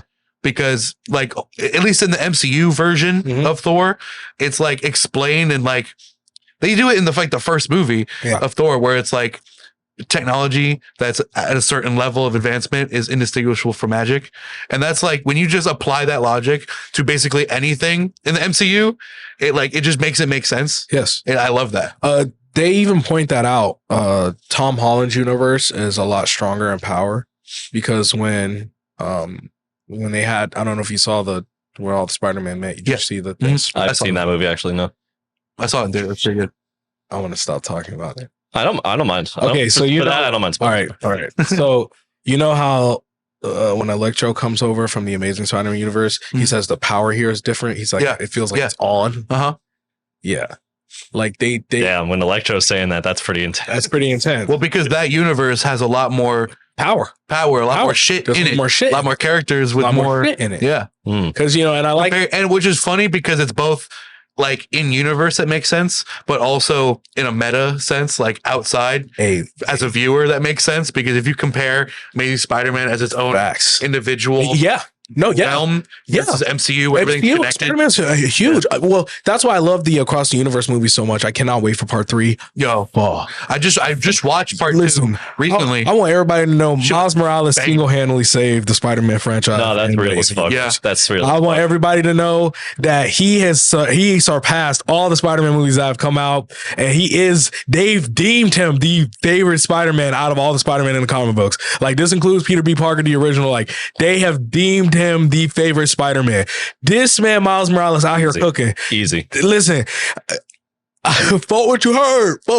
This man, Miles Morales out here really cooking universes. Like the fact that they showed Childish Gambino as the Black Prowler and as the Prowler in Across the Universe, bro, put some respect on his name. Hey, yo. the fact that he doesn't have a live action movie right now is a crime. But I'm ready for this version of him to end. Well, actually, that is the original version. What I'm really hoping is, so hear me out. This is what I think. This is what I think going down. This is what I think going down. This is what I think going down. So, you saw the multiversal change. Mm-hmm. I'm pretty sure we're getting another Andrew Garfield Spider-Man movie, which I'm excited about that because Andrew Garfield Spider-Man showed us the dark, sad side of Spider-Man, which a lot of people don't like. Understand. I like the Amazing Spider-Man. I never watched the original Tobey Maguire run a lot more. Oh, I don't understand. I didn't cry in the Tobey Maguire one. I died when bro. I never watched. I lost it. I lost my fucking mind, dude. So I never watched Amazing Spider-Man, but I did hear because of the fact that Sony owns Spider-Man and they have to do shit in a weird way because it's separate. Their version of Spider-Man is separate from MCU, so they have all these villains, but no Spider-Man. Actually, so they have to. They're actually no. He's supposed to be going back. Right, that's what I was gonna say. So, because of I was watching a review of they didn't make any Madam Web. They didn't make any. Okay. Was that Sony? Really was that Sony? Yeah. The what? Madam Web. I want everybody to know what the Madam Web was to Sony. I want everybody to know what that was. That was them just like. They put out something. I think they put out something bad purposefully. You think so? I think that was purposefully because they wanted to be talked about again and owning the Spider-Man franchise. I feel bad because Toxic was really looking forward to the movie. And I think these are the two movies that they're gearing us up for. Okay, because they didn't give a damn about Madam Web. They don't. You don't have to bring up Madam Web because we have the multiverse. It's open. I think I know. That's the only thing Madam Web ever does is put in different other. What's that character? The Hunter. No. So you know the villain that Tom Holland fought and Mysterio? No. The Vulture. Oh, Vulture. Yeah. Okay. Yep. Okay. All right. Tom Holland split open the worlds. Morbius came out. Mm-hmm. At the end of Morbius flies out into the desert. Yeah, that's a Spider-Man villain too, isn't it? Yes. Forgot about that. And that's in Andrew Garfield's world. That's also where Venom is. Yeah. So at the end of Morbius, they show villain team up type. They show Vulture fly up, and he's like, "I need your help. I'm not supposed to be here." And I was like, "Oh shit." Because Morbius, if you in the movie Morbius, there's pictures of Spider-Man and it says like killer and stuff like that on the walls. Of which Spider-Man? Of the Amazing Spider-Man. Okay. So if you notice in the Spider-Man new one with they all come into the universe, he says he stopped pulling his punches. So he's the Spider-Man universe where after Gwen Stacy died, he started killing the villains. Yeah. Like he started like actually taking them out. So now he's back in the reality. He's gonna start pulling his punches again because now he just witnessed Tom Holland not kill the villain out of the fact that Aunt May just got murked by the Green Goblin. Damn it, I'm sorry. But you know what I'm talking about, so I'm talking fast because I don't want him to pick up on it, like the story too much. Hey, fair enough. But regardless, I'm pretty sure we're gonna get Andrew Garfield 3, and I think he's gonna bring us to Black Suit Spider-Man. Okay. And then I think the Spider-Man Into the Universe Spider-Man, I think he's gonna fall out of his reality and fall into a live body action body. Okay. I think that's how they would introduce him. That would be kind of wild. But you were saying that like the live action, like you really wish they do a live action. That would be a fucking incredible way to do that. Yeah. By the way, if you take my idea, I want some credits. Yeah. I want somebody to pull this video up to be like, damn, he was right. Even though thank you in the credits. Even though special thanks to. But I'm sure production isn't this dumb. And that movie is probably half made by now. Thank you. But all I'm saying is like that would be an awesome way to end it. Would be to like have him pop out in a real, because in Doctor Strange they show Doctor Strange going through a cartoon world in the multiverse. They even show live action. Oh shit! They even show a tiny bit of live action in the second Spider-Verse. Yes, but here's the thing about they show it's Donald Glover. He's the Prowler. Yeah. Here's the thing about the Spider-Verse though, is that movie is such a masterpiece because of the characterization, the plot, and the animation. Like that is something like I watch a lot of anime, the style, right? If you're an animation appreciator, you like some good Sakuga when they just pull the budget out and they just make that sword swing like 60 FPS with all like, bro. ain't no anime I've ever seen has like back-to-back quality, like perpetual quality, like Spider-Verse does. Fluid. The style, It's so fluid. It's so fluid. And the way and the stylization, the way that it's stylized, written like a comic book. so perfect. Yo, Actually, hold on, Cap. Hold on, that's a lie. Arcane. Arcane definitely is up there. It's for a whole series. It's probably like bar for bar. We're talking about League of Legends, right? Yes. That show was phenomenal. I cried, bro. I watched the first Spider-Verse on, but just to cap the thought, tripping balls and acid. Just cap the thought real quick. Right. Sorry for the titty touch there. But I think that how much do you think would be lost in making an Into the Spider-Verse movie in live action? Because you got to think too, right? Like, because we're thinking in animes too. We were just talking about fucking Avatar: The Last Airbender. There are certain things that are like impossible to translate effectively from animation to a live actor. With animation, you have control over every single micro movement and like every little inflection that goes into that character and goes into every moment in action that they take versus live action, where there's a lot more. It's a lot more difficult to get that level of specificity and that level of like intent out of like anything, unless you're like a super virtuoso director. So for my first side comment, just because I said it, I don't know if you heard me. I watched the first Spider-Verse on acid, and that was crazy to watch while tripping balls, and it was impressive, and it made me cry. I dropped 2 edibles. Did you? But then I watched it twice back to back. I watched it that night and went back and watched it again. Play off of what you're saying. What if they? And this might be corny, but it would also be kind of funny. If it probably could be cool if they did it right. What if they did a hybrid of animation and live action? Oh, like a Who Framed Roger Rabbit type situation? Yes. Spider-Man. Okay. Well, because I mean, it's already a multiverse with all this different shit. So might as well combine mediums and stuff, right? Yeah.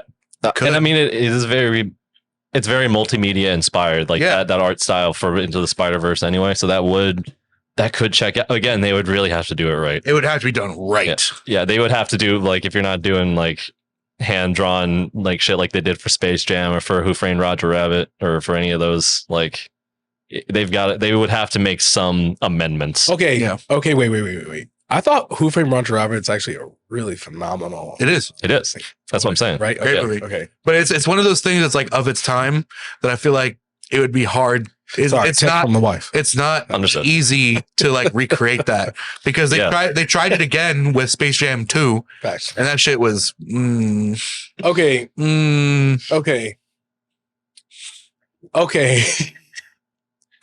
So it really has to have a certain creative touch. That was my other childhood movie. I loved all the live action Looney Tunes, and I don't know. So hear me out when I say this. I don't know if this is done purposely, where certain studios and how they budget the films, they put a little more effort. Because I'm with you. The first Space Jam movie is a fucking masterpiece. Damn near it. Yes, you see that he's CGI'd, but you don't. I don't know how to describe that. It leaps over the uncanny valley. It clears the uncanny valley. It really does. And the fact that I was green screen, I don't know who was on that team. They need to be on fucking everything. No. Like, and to double back on what you were saying about the Spider-Man being live action, so hear me out. The only reason why I think that would work, okay, is because of the recent Spider-Man movies that we've had. Because I thought quality-wise and showing Spider-Man and the power of him, right? I thought we got that. The first one was with Tobey Maguire. It was a good attempt. When you go back and rewatch them now, it was a really good attempt. You could definitely see the CGI moments. But those movies are also just they're different, right? They're not trying. That was in an age where they were trying. No. That was in an age where they weren't trying to make them, or at least Sam Raimi's like style. Okay. They weren't trying to make superhero movies like grounded and gritty the way that, and like facts and try attempting to make them realistic. They were trying to make them comic booky and like goofy. And I feel like a lot of movies of that and before that and Batman movies, I'll tell you where why. a lot of them were like that. I don't know. Tobey Maguire has some fucked up villains. Yeah. Yeah, And even Goblin was and like even the legit- movie Green Goblin is the real problem in the new movie. So and I only say that, and if you've not remember, Green Goblin bombed a building and set fire. But they did it in a cartoony way, man. where I mean, it was very like silly. He pulled up to his auntie's house and blew it up. Blew it up. But I'm saying like as she was praying. the overall, but that dog. This man strapped on the black forces and was like, "You called?" But that's what I'm saying. Is it's a little not over the top, but it's a little bit more like it. I'm not really sure how to word what I'm saying, but I'm gonna be real with you. It has you. a difference. If this was okay, wait, hear me out. If we were talking about the Superman from the 80s, I can understand what you're saying. Mm-hmm. Superman movie from the 80s, which I absolutely love. They're my favorite Superman films. He was an amazing Superman. Christopher Reeves. I've never seen him. What? Never seen him. Me either, actually. I played Superman 64. Okay. But I've never. The Superman movies from the 80s, I used to watch them with my grandmother and my mom. They really enjoyed them and stuff. They love superhero movies. Like, they were good. And it was the only one from that time period that I actually watched. And I saw why. Like, I mean, for the time period when it came out, it looks just really special. They captured all of the angles and everything just right, and showing that, like, how you would put it, really poppy, cartoony Superman. Yeah. Right. And even like back then, if you look at some of the older cartoons, they would show the characters really slow, like, but knowing that they're moving faster than that, right? So that's how I feel like the moves are made. Now, I'm not trying to say that that Peter Maguire Spider-Man doesn't have dark pieces to it. No, I know. I'm just saying that's what, like, the vibe of movies previous to MCU stuff. It's a very different, like, approach to how to make movies. It's the difference between edgy and dark. Hear me out. Yeah. And I thought they got the dark right. And I only say that because we got Blade, right? Oh, Blade's cool. So, Blade is the reason why Marvel got a budget, right? So, yeah, because they didn't Blade know. was one of the first. Marvel was getting low. Like, they didn't know how to keep selling their characters. Weren't they like on the verge of bankruptcy? Yes. I thought Iron Man's what did that. Blade. Really? It was Blade. Wesley motherfucking Snipes. Blade, then Hulk, then Iron Man. I think Hulk kind of let off. The Hulk let off the gas a little. That was pretty horrendous. It was all right. It's pretty horrendous. In my opinion, it's just me. No, I'm with you. I'm with you. But I love the Incredible Hulk that came after the Iron Man movie. That was absolutely amazing, and it was a good catalyst to, like, carry over into the MCU universe that we were getting. But and that's just story wise, I give Iron Man that. But company wise, making that money, Blade made them that money, right? So they made a bunch of money off Blade and going that dark route.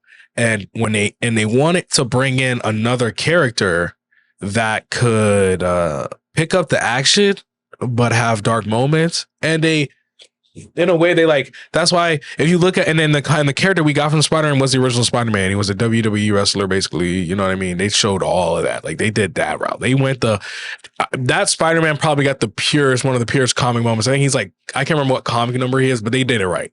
They did that character right. Even in my opinion, the fight scenes, because like I said, which version again? The Tobey Maguire. Okay.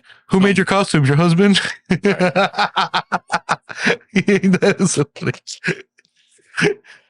And the fact that the same Joe Jonah Jameson, he's in all of them. Like, they made him the lore voice of Joe Jonah Jameson. It just speaks volumes. And I'm with you.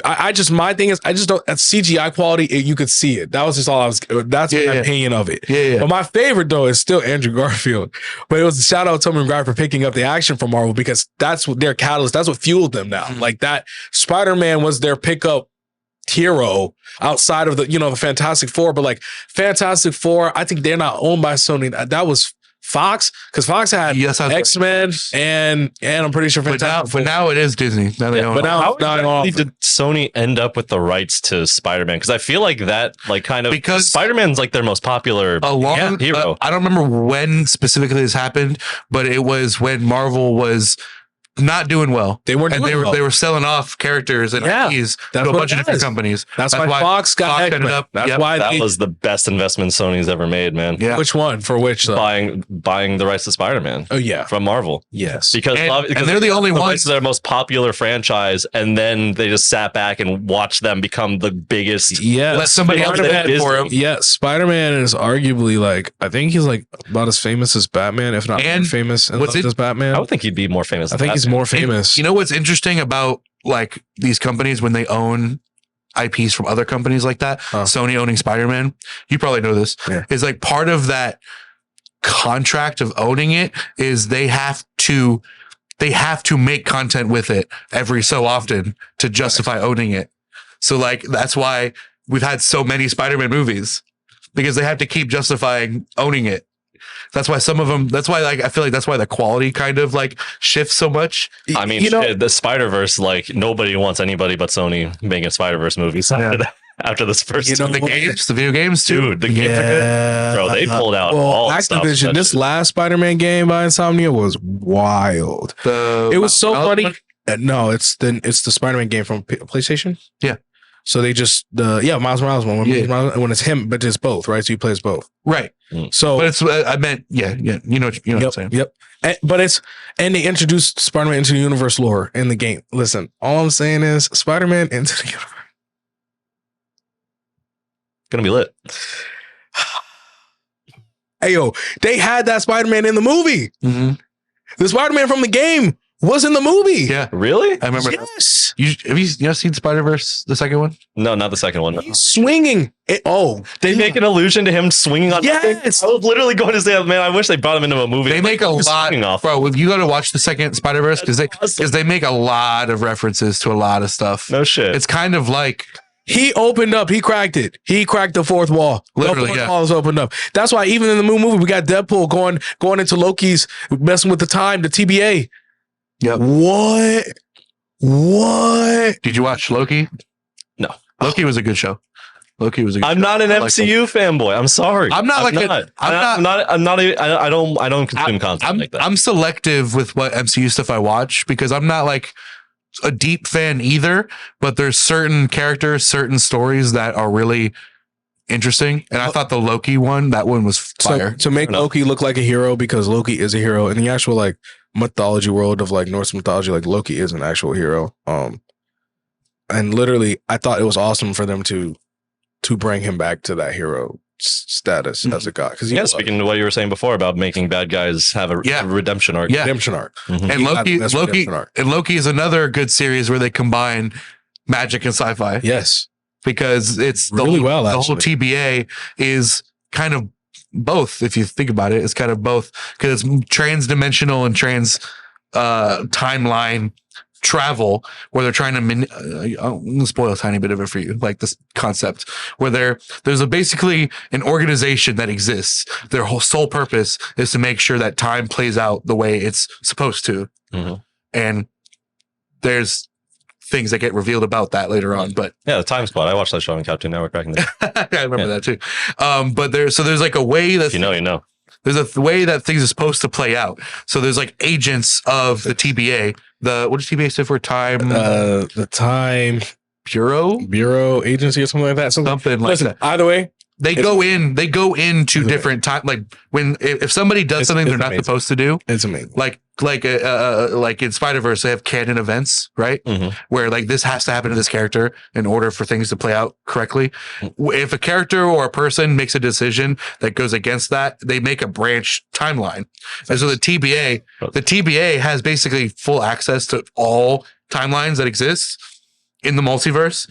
And so they'll send agents in to like go and correct things. This is literally just Time Squad. They'll pull people out, put people in. They have devices that will literally evaporate a universe, like destroy that timeline to make bomb. Yeah. Leave. Because like if that universe continues to exist, if that timeline continues to exist, future things can interrupt the main timeline.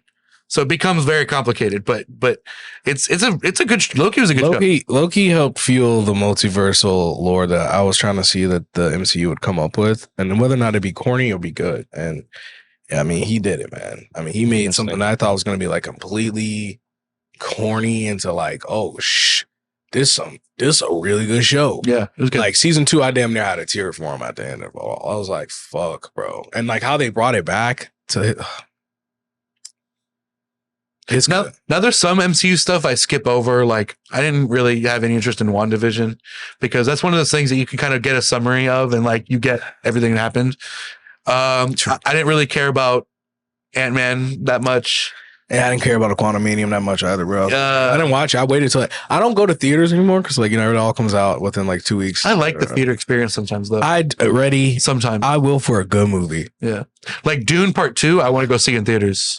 Yes. Yeah, I want to see Anakin Skywalker kill a bunch of kids.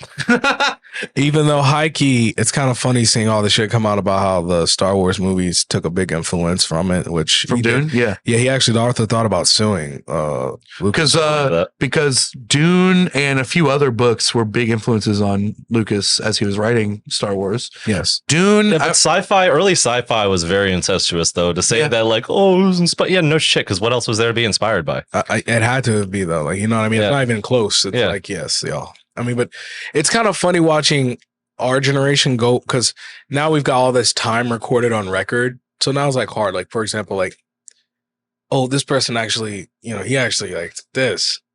I was like, oh, okay. And then like just to double back on the TikTok thing, the algorithm now and how things pop up from like people like saying things, stories or whatever the fuck. Like, yes. And it's kind of funny seeing like the whole freedom of speech thing like be ripped up, but it's because like people are like, oh, wait, this was actually this. And then some people are like, no, I don't want that out there. Like, why is that out there? Yeah. Well, I mean, even then, that was all just to say, like, we are in, like, to tie back to that for just a little bit. Yeah. It's in a weird spot where there is this illusion to that being this Wild West, like what YouTube was back in the day, when in reality, it's all just as controlled. It's just being controlled in a way that's less flagrant. Facts. Less intrusive because the content that you're being curated is far more, like, specifically curated towards you because they just have a better algorithm for it. You know, and so they can convince you that this is what you've always wanted because they're just showing you what you want and not, you know, everything that they're shooting down on the way to seeing your eyes and getting your attention. Weird shit. Agree. But, yeah, that was just time back. No, but get back to, but I'm with you. But I agree. But like, yeah, I just, you know, that shit is crazy. I kind of hope that Dune as a film franchise keeps going and they cover more of the other books and stuff. I think Ender's Game deserves another shot. Bro, actually, I agree. Ender's Game, the book. So I'm not a really. But I'm mad because that was the perfect cast. I'm not a That was the perfect cast. I character wise, maybe, and how they portrayed the characters, I thought they did well. So I just didn't think that the story they were given was fair. I'm not a very well read individual. Like I don't read a lot, but Ender's Game is one of the few things I did read. Fucking loved it as a book, and that movie was. Okay, out of 5, what did you give it? It's been a while, but I get about 2.5, 3. Yeah, like a 2. 2.5. I'm 2.5, 3 with it, only because of the actors. I think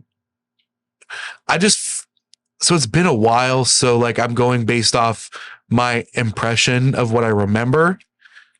But I just remember like a lot of stuff a lot of interesting shit from the book just being completely left out, which of course that happens. That happens with every adaptation, but there was just so much meat that could have been explored. Man, my girl just finished reading the Harry Potter first book, and I deadass didn't know half the shit I just.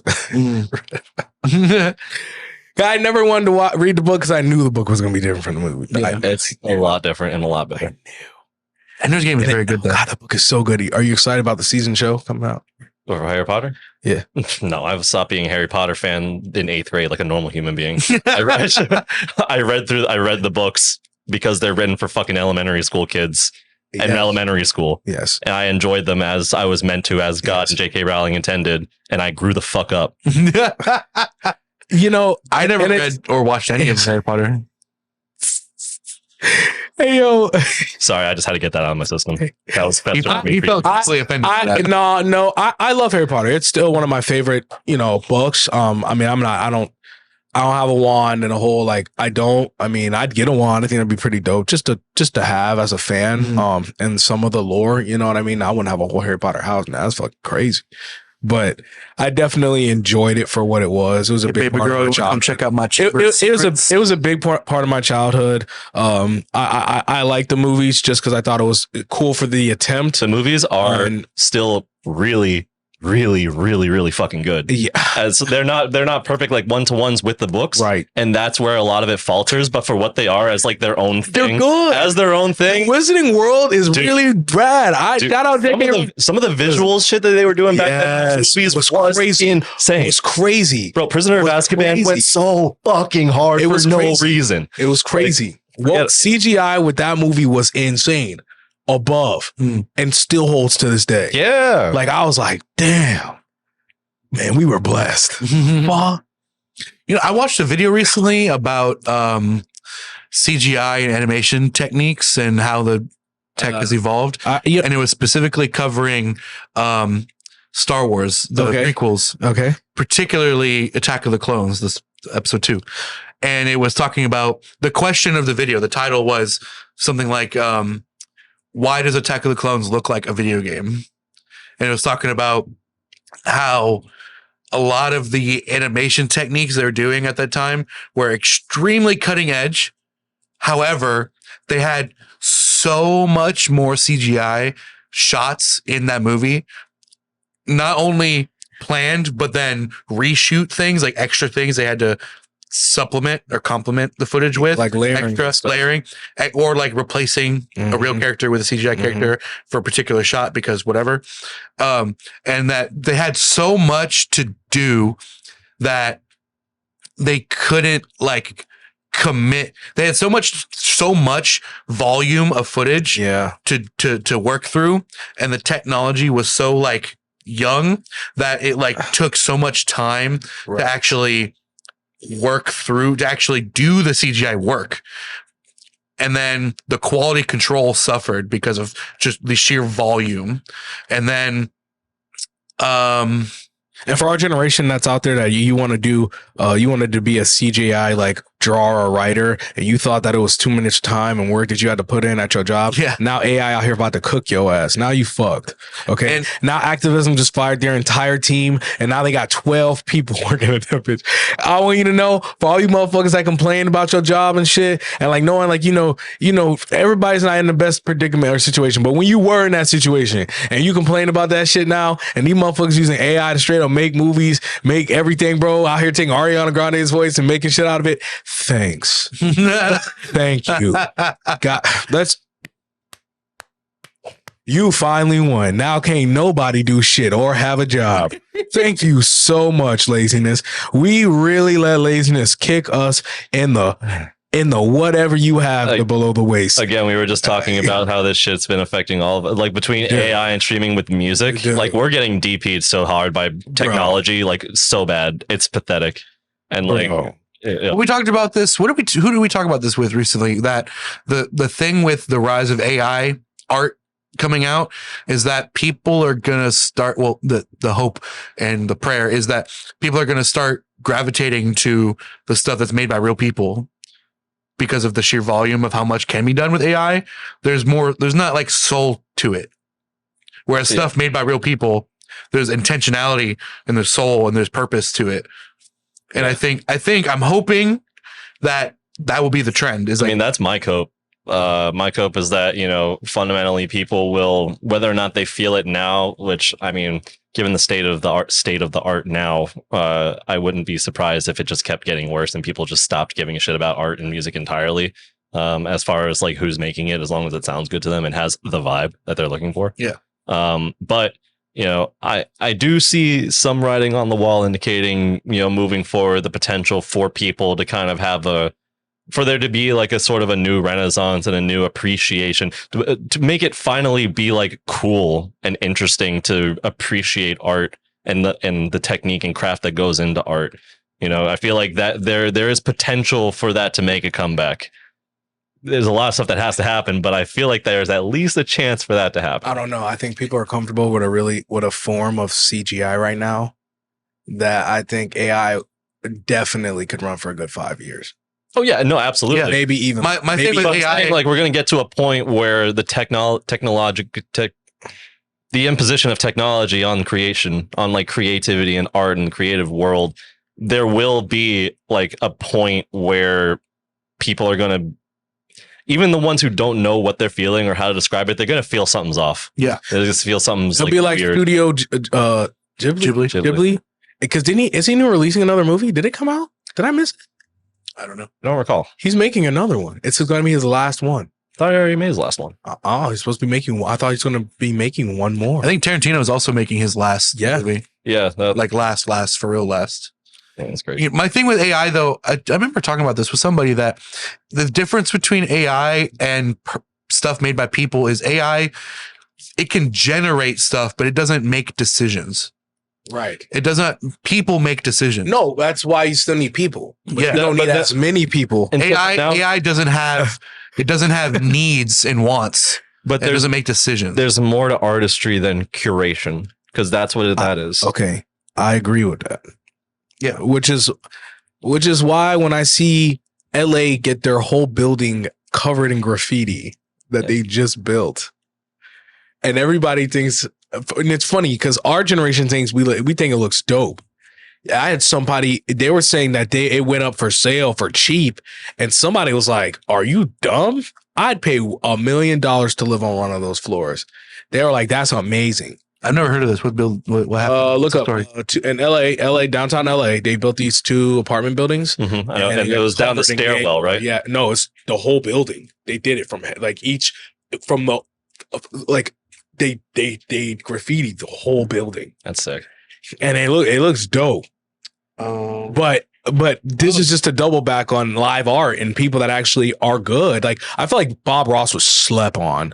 I feel like people. No, I feel like Oh, that's so just many- because the appreciation wasn't as ubiquitous as it is now, just because we didn't have the internet. yeah, I don't know if you'll be able to show them a picture of what you're looking at, but In post, so well. yeah. Friend Matt brought this up while we were watching some other reality show, how like, because I was talking about how like none of the people on this show are going to end up being as big micro celebrities as guys from like the early episodes of Survivor and Big Brother and shit. Yeah. But in reality, all of these people that are on those shows are like D-list celebrities in their own right, but Right. that are just as big, but are just now relegated to a bubble around them that I am not being exposed to. Well, even like I then, would be with those. Survivor isn't even the same.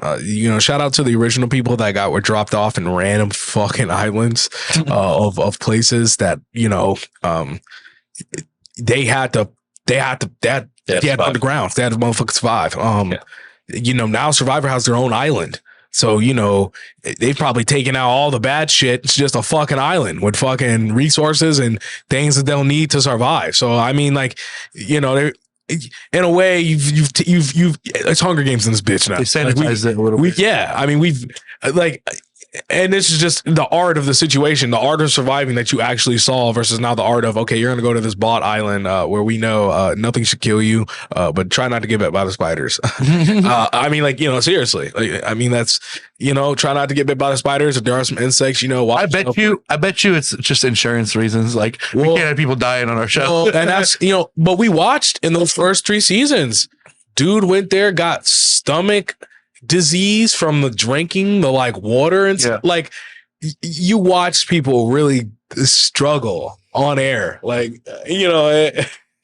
Well, it's like how they put the limiters on all the cars after fucking homie died in NASCAR, and then NASCAR is just never the same after that because this is where it wasn't that risk. This is where the big business of entertainment is a blessing and a curse sometimes, because it can elevate. Sorry, it can elevate a project, but it also limits it in other ways that independent things aren't limited by. Facts. I agree with that. This is why I think nowadays, this is why I tell people, if you want to get something out there that you want, work on it. Do it yourself. Human interaction. This is why I say TikTok. I'm a big TikTok advocate for freedom of speech and letting people say what they want. Because it's the last platform left, really, as far as where we live.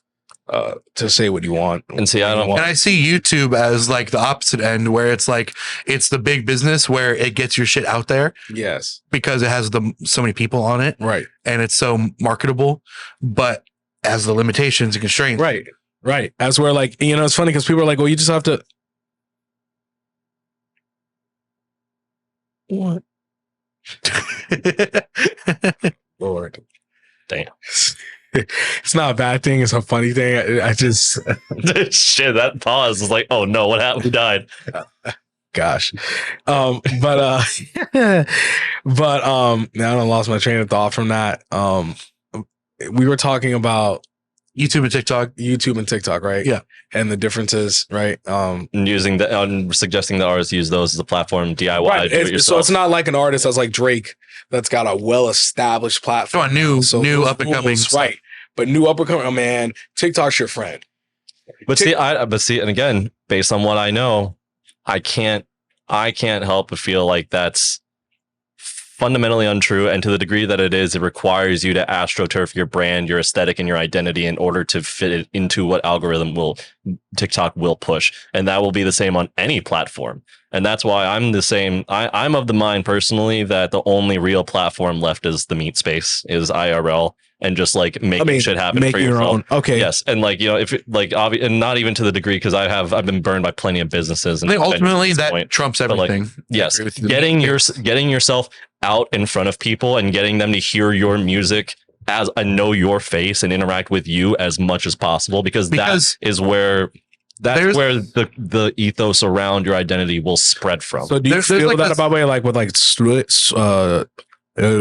Twitch and like stream platforms that people live stream? So like, for example, Kai Cenat's like famous as fuck, right? Yeah. But he's famous because he streams, you know, 24/7, and he's like I said, like I said, and this time I don't watch any of that kind of stuff. Fair. That's fair. But a big majority of people do, right? I know of it. You know what I'm saying? And it's influential, right? But it's not the type of shit I get into. No, right. And that is a completely different. If you're live streaming, that is like you're going to be on live streaming platforms. But I'm saying like creatives, like more traditional creatives, like musicians and painters and artists. I think a big you have to get out there. What I've noticed have to get in person. To add on what you're saying, what I've noticed is like the common like kind of meme of like, yo, check out my mixtape, you know, like people handing out CDs.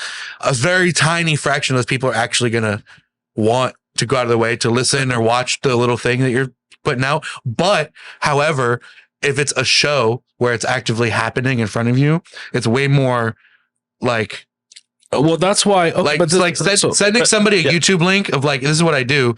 Very few people might actually go out of their way to watch it. But when you're in person at a show or something, and it's an artist you never heard of, you're kind of forced to like consume it. Hear me out. Okay. Well, okay. Now I'm gonna take what you just said, and I'm gonna tell you why. Like, so this is where social media has just changed that viewing of that, right? Mm-hmm. So record labels back in the day, they used to do a Florida trial. Like if you couldn't get through the stages of Florida and get a Florida audience to like your music back then, like Florida specifically? Yes. Florida is a big music industry consumer and brand. And if you can't get through, it's like this route that the labels would send the artists through like certain like colleges events and like festival events. If you couldn't get through Florida and build up like an audience and a talk of people to talk about you in Florida, they would kick you. I didn't know.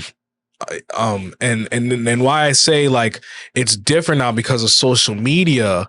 Now, you know, word of mouth doesn't exist, right? The generation under us, they use social media. I mean, we have emojis as its own language. Well, I would argue word of mouth works, but it works more as a tool of destruction than creation. I would argue that social media is word of mouth. Right. Yeah. But that's what I mean, though. That is the word of mouth now, right? So I can go on TikTok, go viral, and hit 1 million followers, and now I have my own audio sound that people can now use on their video and repost that and get their own likes and followings off of it, which still gets me likes and follows. So it's like the concept now of like going on tour, you do now, but I make barcode shirts for my artists. So when they went on stage and all the kids that like to record and take pictures, when they clicked on it, people would scan it, hit the ad and follow their pages. That's cool. Because you can't talk to everybody after everything, right? Like some people leave, some people don't stay as long. Finding a way to get people to follow you and to build that live interaction. So like now you've got fans that, because once you hit like a real 20,000 followers, bro, that's a great start. Like but therein is also the issue though, that kind of taps back to what I was saying about having to astroturf your aesthetic and your brand and your personality for, whatever. That's just kind of doing the same thing for the people in person. Cause at the end of the day, not interacting with everybody and just going out there, doing your thing and leaving. Fundamentally, if that doesn't make enough of an impact in itself, then you need to try better. You need to do more. You need to make better art. You need to, for sure, ready your craft until you can go out there and wow everybody with what you do. Without we had television, right? We had television. So artists were thrown in front of us, VH1, MTV. Like that's where we all got our music. That's where so now just the artists that they want you to see, right? The artists that they want you to see, but now you have to be the artist that people want to see because you have to fuel that media, right? If you're an independent artist, you have to be consistent with content. You have to put it out there. Like even though Jay-Z or Beyonce, they wasn't performing, you saw a video of them. Like the TV talked about it. They had some dumb reason why you heard about them. Like, and that's what you have to be now, essentially. Like, but you don't. I just don't believe that. I don't think that you have to do that because I feel like at a certain point, because obviously there are certain because.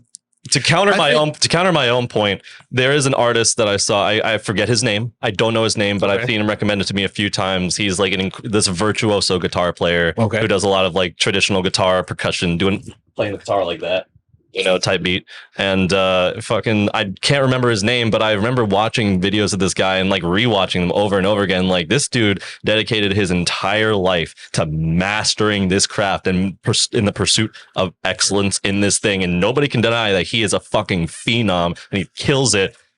But, 2 swipes later, all of who he is as an artist, it's like, wow, that's cool. Anyway. You know what I mean? There's somebody who put everything into their being, into their craft, and is pushing it on this platform that is not by any stretch of the imagination giving it its due. Okay. No, it just by means, it's not the platform's fault. It's just the format that a person consumes that content, the format that you are forced to consume content through with TikTok doesn't allow for the level of appreciation that like those artists on MTV. So if you watch a music video on MTV, you had to be there for the music video slot at the time that video was playing, for sure, and then you had to be gripped in, and you wanted to watch the rest of that. But even then, there'd be days where curation. But wait, to just follow up on that. But you didn't catch every music video, right? No. 9 times out of 10, you came into a music video that you so happened to click your TV on, and that's what was on. So you had to do with whatever song it was, even if you didn't fucking like it. Like that's what's on. Like, I remember hearing that one girl. This time, baby, I'll be bulletproof. I felt like every time I cut my fucking TV on, that bitch was on it first. And I'm not saying it was a bad song. Shout out Bulletproof. It was a really fun song. It was cool, but we heard it 5 times in 30 minutes. I only got to get ready. I got 45 minutes before I got to get to fucking school. Fuck you. So I'm blaming VH1 for that. So I think, but what I just want to so that guy that you liked, did it have a lot of likes on it, or did it have like a few likes? It seemed to have a lot. Like it got a lot, but that's the thing. It's got a lot of interactions. But what was the interaction versus impression? Okay, you know what I mean. A lot of likes on a platform like TikTok that just pushes your thing out to a ton of people in hopes of like figuring out where to better streamline your content to in the future, especially when you start out, which gives you a huge boost, which catches you in and makes you feel like you're growing a lot, when in reality you're just being interacted with, but the impression that you're making is lost because you're fighting against you are 20 seconds in potentially a 30-minute scroll spree. Okay, I don't know if I agree with your take here because I think it's kind of a symptom of like the type of content you and I are more into, and the platform and the style of presentation you and I care about more. Whereas people who are on TikTok are probably appreciating that stuff a lot more Well, than you and I would. they can appreciate the crap that goes into it, but they're not appreciating the individual. That's the issue. Well, okay, They're not appreciating an individual vision. They're appreciating it in the grander context of them being a player in this grand game of social media.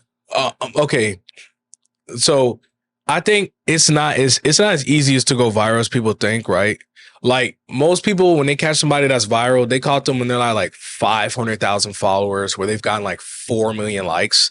Right. That's 9 times out of 10 when you're catching a video. And the thing is, if you go back and like I've done this, right? I sit on social media. I used to literally be like, I was literally the person on Instagram. I was on Instagram so much at one point, I had gotten hired by Instagram to be beta tester and was beta testing all their new forms of it. And I had to literally give them like my professional opinion on what I liked, what I didn't like, what they need to change, what I want to see and how I want to lay it out. And then they changed it. Like I don't know if they still track me to this day because I'm still on social media a lot, but like literally like I'm on there. So like I watched somebody that went on to their TikTok, put their first video up, got 0 views, right?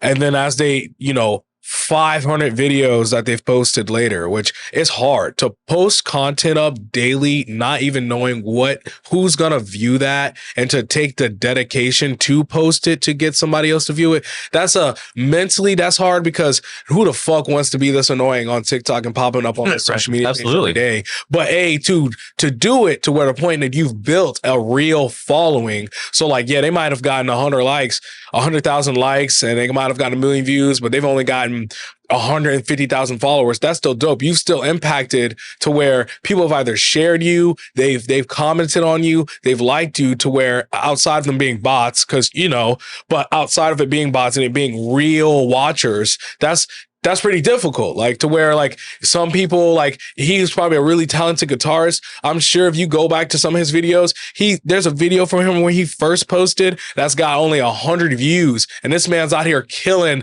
some Led Zeppelin or fucking some like really intricate guitar solo that you're like, damn, only he could pull that shit off. But nobody saw it. But had he just gave up right on that video and didn't keep putting out those videos of him playing those things, he wouldn't get the impression that he gets now. Cause like it's just weird how they do it. Like I've gone viral on TikTok. Like I one day I just started posting like, cause I wanted to try. I want to see what would happen. I even did it with my Instagram. I just kept putting out content of me like actually DJing and being in crowds and shit like that. And then one day I popped. Like one day I was getting 2,000 views, 1,000 views, 4,000 views, 3,000 views, and then one day my video had 16,000 views. I didn't have to promote it. I didn't push it. It got pushed itself. I got 899 likes. I think I just hit like 900, and it was literally just a video of me DJing and showing a crowd and just being consistent about that sort of content that built that sort of following. Consistency, that's the key. Because like but that takes a lot of work to post Monday or Wednesday or Friday or with video social media. It like removed the gatekeeper of like who can put out media in general, which isn't a good thing. I think it can be good and could be bad. Speech works both ways, right? I think it's good, and it has ups and downs, and I think freedom of speech does have a tendency. And listen, I am a freedom of speech advocate fundamentally, but in order to appreciate freedom of speech properly and not have that freedom used against you to subvert and manipulate you, you need to be aware and you need to be appreciative of the medium of language. And that is, but that's something that not a lot of people have. They understand the value of freedom of speech, but none of them have taken the responsibility to practice. Like everybody wants a car, but not everybody's taking the time to actually learn how to drive one. They all want the car because you need the car to survive, but not everybody can drive a car well. I agree with, just before we pivot to that, because I agree with you, but there's a greater conversation to be had on that.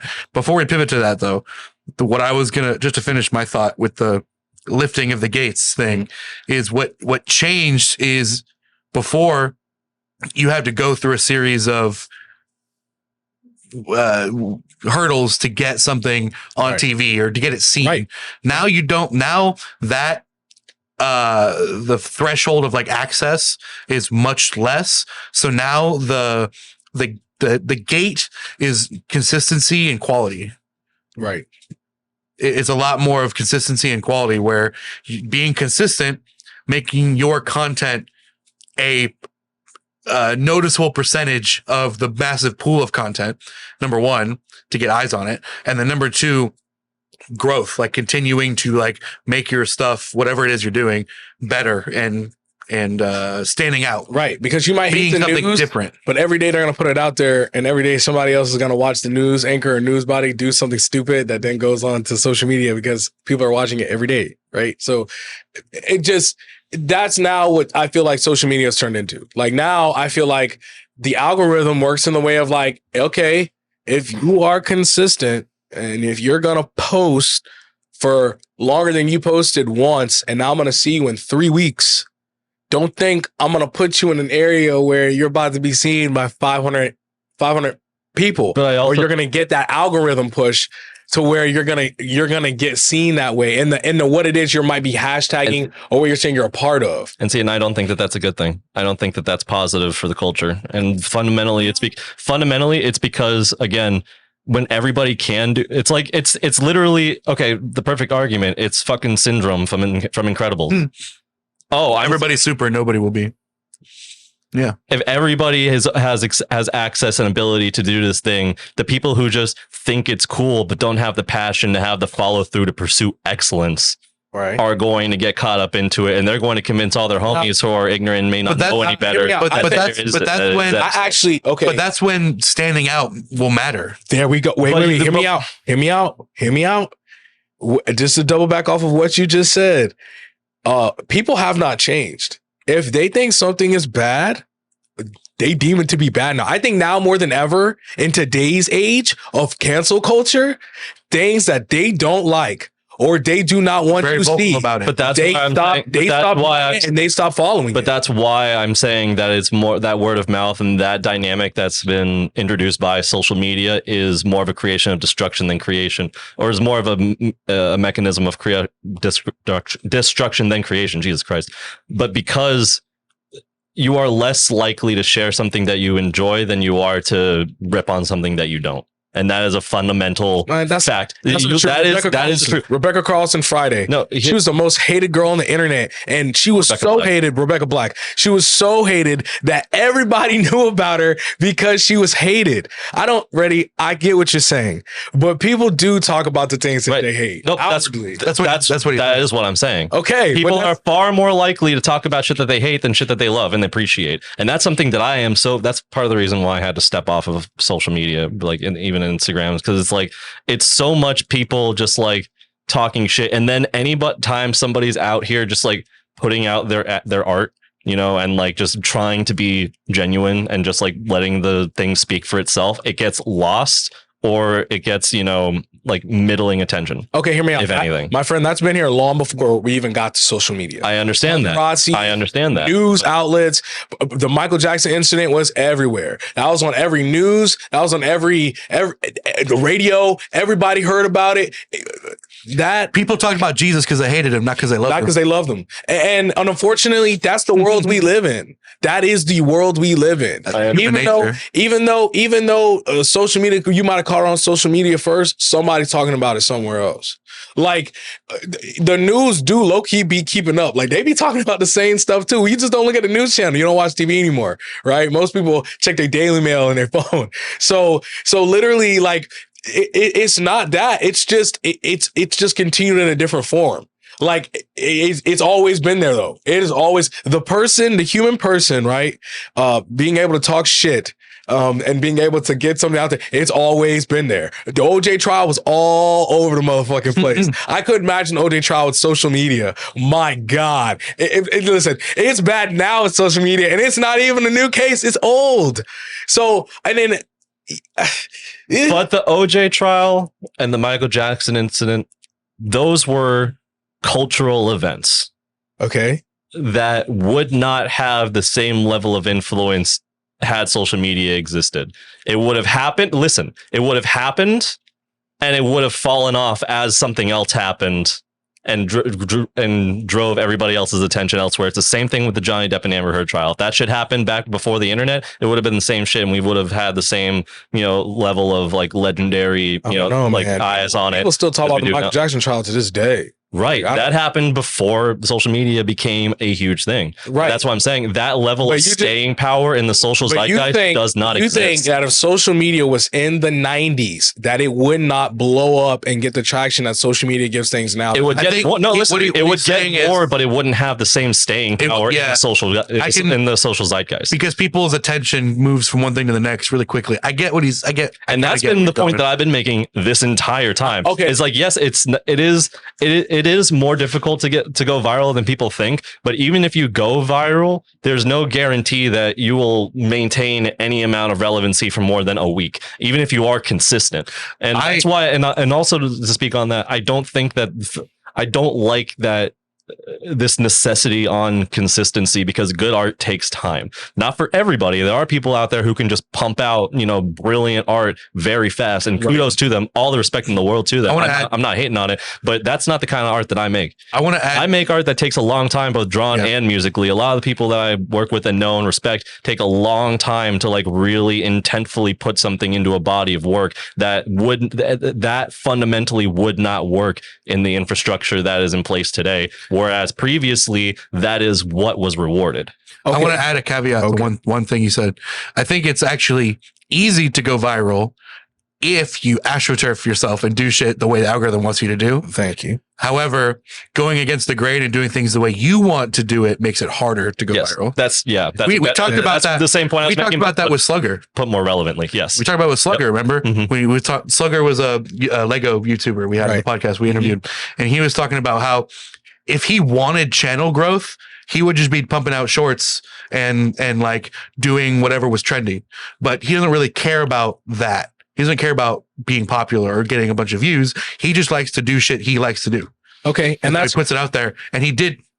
Thank you. That's stressing me out. I'm sorry. He did grow. He did grow. I thought it was about to fall. I was like, he didn't get his own organic growth just doing what he wants to do. Right. But it's not viral. It's a different and hear me out. I agree with that. I understand that from from an artist's standpoint, and seeing how long it takes to actually write a song, right? You yourself getting it produced, getting it mixed, getting the album, and I've watched my artist just put this together. It's taken almost a year and a half, right? But that is where, after that year and a half of work, that from the shows you've done, from everything you've been doing, the in between, you're capturing that, right? Like, and this is where, like, because I understand that from an artist standpoint, and this is why bigger artists, right, that are not famous because of social media, they come out with documentaries that show the process of what it is that they were doing. Yes. That you didn't see. And nowadays you could document it as you're going. But now you can doc as you're going. But then you lose a lot of the impact of what it actually is when you document that. Now, hear me out. That's just a lane of artists, like a lane of people that like that. That's Kim Kardashian. That's Kardashian famous, right? You want to be that type of famous. Some people want to be that type of famous. They want people to just see what the hell they just did today. I don't. And that's fine. You're a different pocket of people, brand, and money. Right.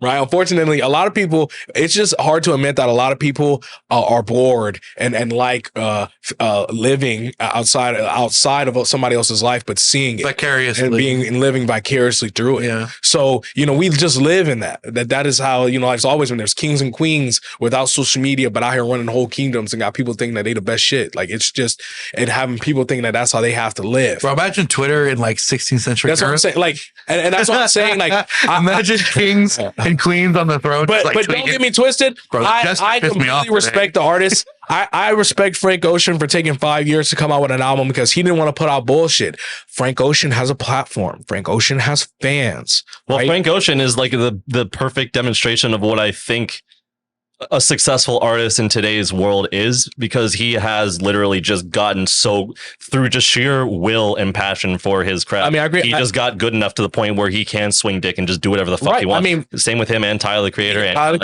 I think that's Kanye. Yeah. But even then, I think for social media for these guys, if they didn't have those little clip moments that go out and go viral, that may introduce a newer fan that is constantly on social media, I don't think that their following will continue to fall over the rails. For example, for Tyler Creator, Tyler Frank Creator Ocean a had little bit less so because Frank- he was never that big on social media, even back when he and was even now, Frank Ocean, that's just how he makes art. That's his thing. Yeah. But Frank Ocean has well-established fans that even his fans, he doesn't have to do it. His fans, the moment he's about to drop something, come out, make their own funny video, make their own talk about him. Like, this is where I think social media is the influence. But he didn't always have those fans. No, right. But he's been playing the same game. Right, which is why I think social media is a cool platform, because a fan of another fan is gonna talk about that fan. That's why I like Kai Cenat, right? Kai Cenat is fans of some of these artists that, you know what, might not be famous like that on social media, might not move like that on social media.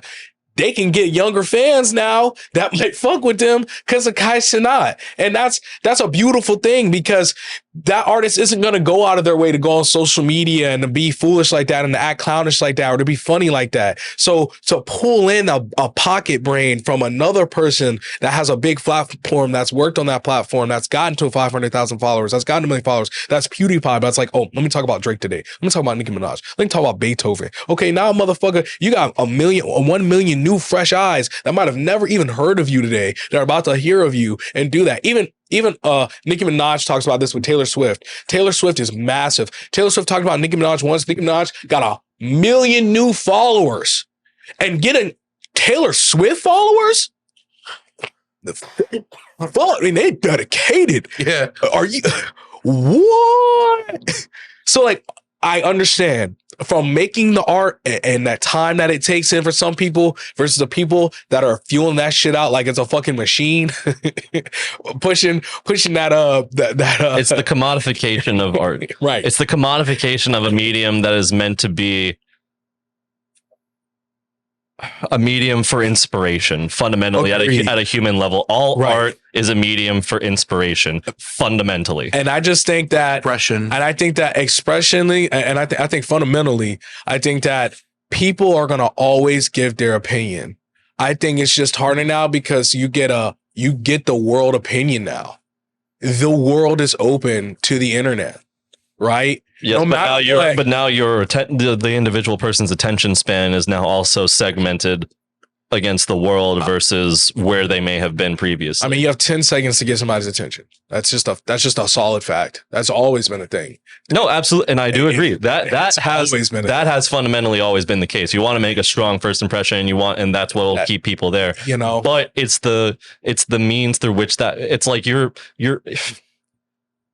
How many first impressions can your brain even comprehend and process over the course of scrolling through TikTok for half an hour? Okay. So fair. So when you go to a concert, right? And this is me giving an example where I think people's attention spans, this is where you see someone's attention span focus on one singular moment and how well they focus on that singular moment. And this is where I think that artists now, because of social media, this is where they get tested. Are they talented? Should this person still be fueled into this thing, right? This machine, because it's still a machine in the industry when you start getting on those bigger arena stages, because that's monies, that's stuff that they got to confirm and know you can bring that in consistently, right? That is where I think the real test is. And that includes the fan that's posting you perform and then throwing it on social media and it blowing up because you were actually a good artist. You were good live. I have seen the artists that are trash that put up, come on. And people then record them and be like, this shit ass. And then that's good though. You say you sparing somebody that may be really just try to get VIP tickets for $3,000 a bad fucking concert. Now, do I think sometimes some people have bad concert nights? Yes, it happens to all the famous ones too. Mm-hmm. But if you're a bad artist and you're a bad performer, there's just no denying that now. There is no denying that. Like literally, The Weeknd, who is a phenomenal singer. We could all agree The Weeknd's a good singer. What he's made it has to be good. To be put in the Michael Jackson topic of how your voice is, you've made it. Like you're there. Okay.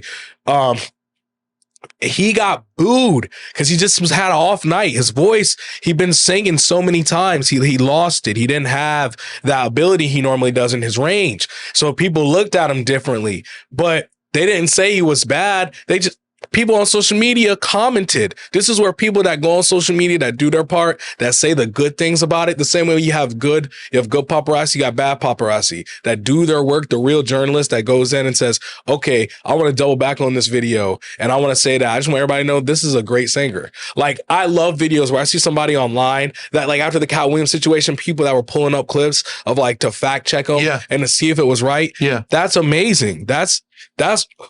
Sunlight is the best disinfectant, people say. So when you have more exposure to things, there's more opportunity to fact check, to vibe check, But I agree with you. But then where is the line between disinfecting and sterilization? I think the line is when you see an artist that might have had 500,000 followers that went viral that one time, right? And they went and you see they don't make no more music. And you see that they're not touring. You see that they put out a single and they didn't get no looks.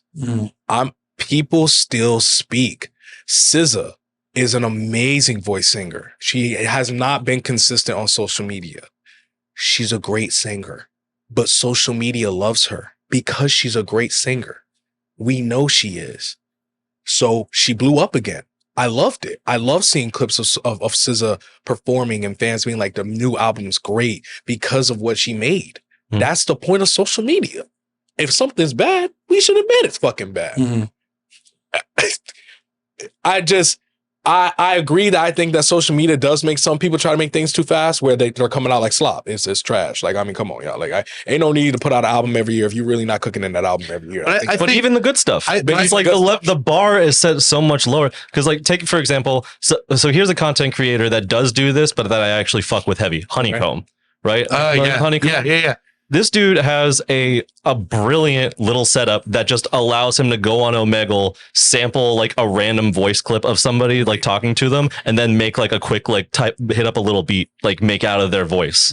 It is the most like brain dead simple thing in practice, but to somebody who doesn't, it's very entertaining. He's got a great personality and does know enough about how all of this shit works to be able to do that. So that's why I'm not hating on it at all, because that is talent. But it's brilliant talent. He makes it look easy. Yeah, he's like the perfect medium between all of this, because he has taken his talent, but he's refined it down to such like a, he's not out here trying to make some grander statement or, he's expressed some like deeper, humanitarian whatever. He's just out here, making dope music, and like people are having fun with it. All the respect in the world. That's fucking excellent. The thing is that it's like the people who are impressed by that, right, are like, they're impressed by that because a lot of the people who are impressed by Honeycomb haven't heard of Beardy Man. Okay. You know who Beardy Man is, right? Has Dustin ever shown him to you? It sounds familiar. He's a similar guy who he does a lot of live looping. He makes like entire songs just out of sounds that he made. He will talk into the mic, and while he's talking, take little clips out of things that he's saying, like that's out of saying. He will record and then cut into a hat that he will use, and then stick that into a song live, right? And then make a lot of songs. What? Mark Rebier? Yes, Mark Rebier is another one. Him and okay. Reggie Watts. Yes. His impression, unfortunately, it made his impression for that person that's not getting the recognition that you think he should be getting, right? It might not just be there yet, right? Art takes time. Yeah, well, I mean, and to be fair, Beardy Man definitely gets his flowers. Like, he's huge, and rightfully so in his lane. Like, and that's okay. That's why I'm saying that's why I bring this up, because this is all disconnected from my disdain towards this. Is the stuff working as its intent, as it should. Right. But the thing, like, as far for the artists, right? But my concern is with the people who see that, think it's cool, and then again, they aren't given that. It doesn't leave as lasting an impression like seeing somebody do that as watching a Beardy Man set from way back in the day. Or at least maybe not to me. And this could totally be just my personal whatever. And like, I'm talking completely out of my own ass, because that's my right as an American, but I'm just saying, That's funny. I'm trying to figure out like the right way to say this. Well, can I interject for something? Yes. I think that I think history is a cycle, and social media is just the expansion of the printing press. Yeah, It's the same thing. And fundamentally, I do agree with that, because like even beyond all of my doomerism and like my Luddite opinions regarding social media, fundamentally, all of these things that I have a problem with can literally be answered by people who have been faced with similar demons decades ago. Right. Like every problem that I have now can literally be solved by just adopting a classical punk ethos. There's nothing new and making everything DIY and everything subversive and transgressive to the point where people don't have an option but to hear you and to pay their due diligence to you and the effort that you're putting in. That's something that like people forget about, like the early days of like the punk scene, like traditional like punk stuff, is that it was literally just them being sick of the way things were and going out of their way to do things differently, to set their own standard that was specifically for them and people like them. But punk, and then punk is also its own cycle where it has been exactly punk at one point becomes mainstream, or it can. It's not always, but it does. And then what becomes punk is what used to be mainstream, nowadays.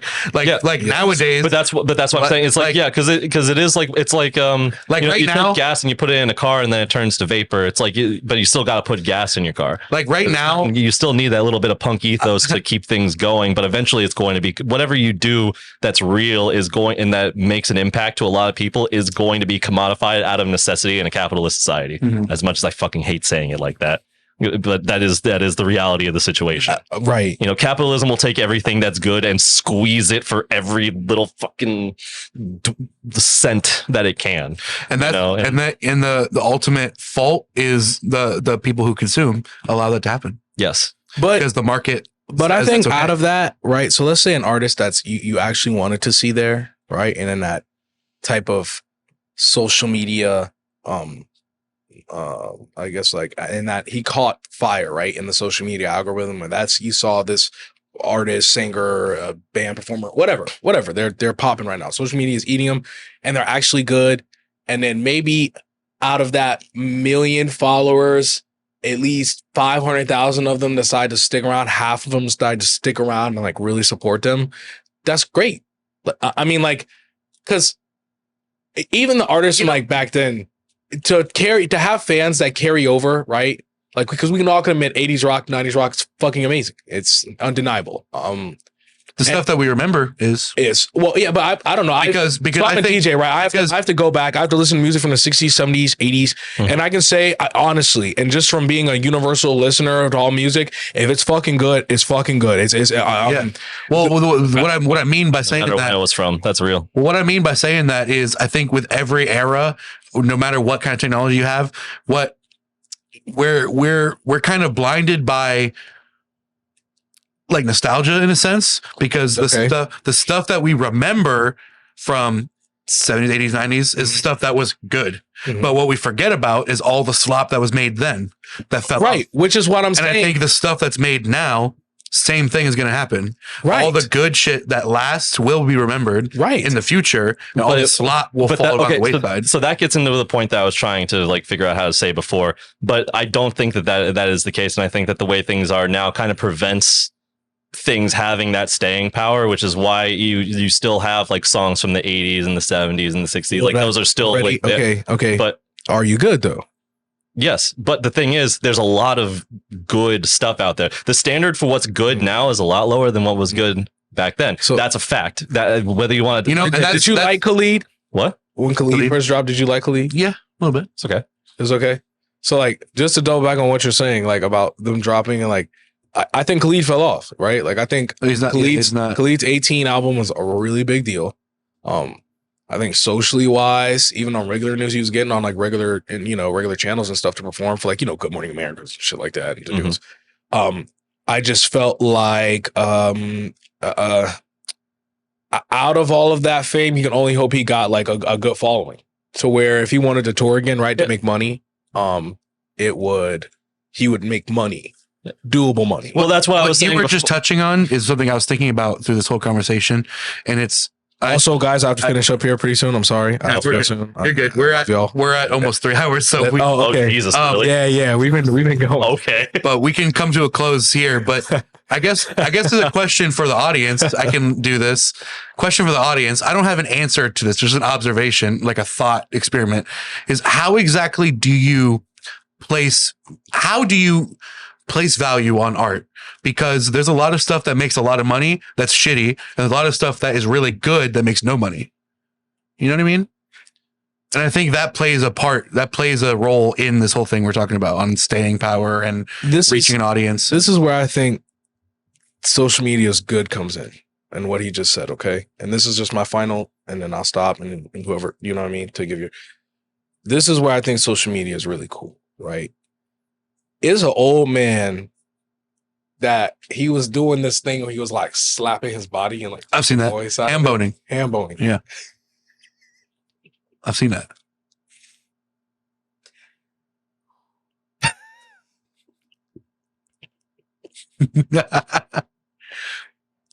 And are you laughing at the name? What it's called?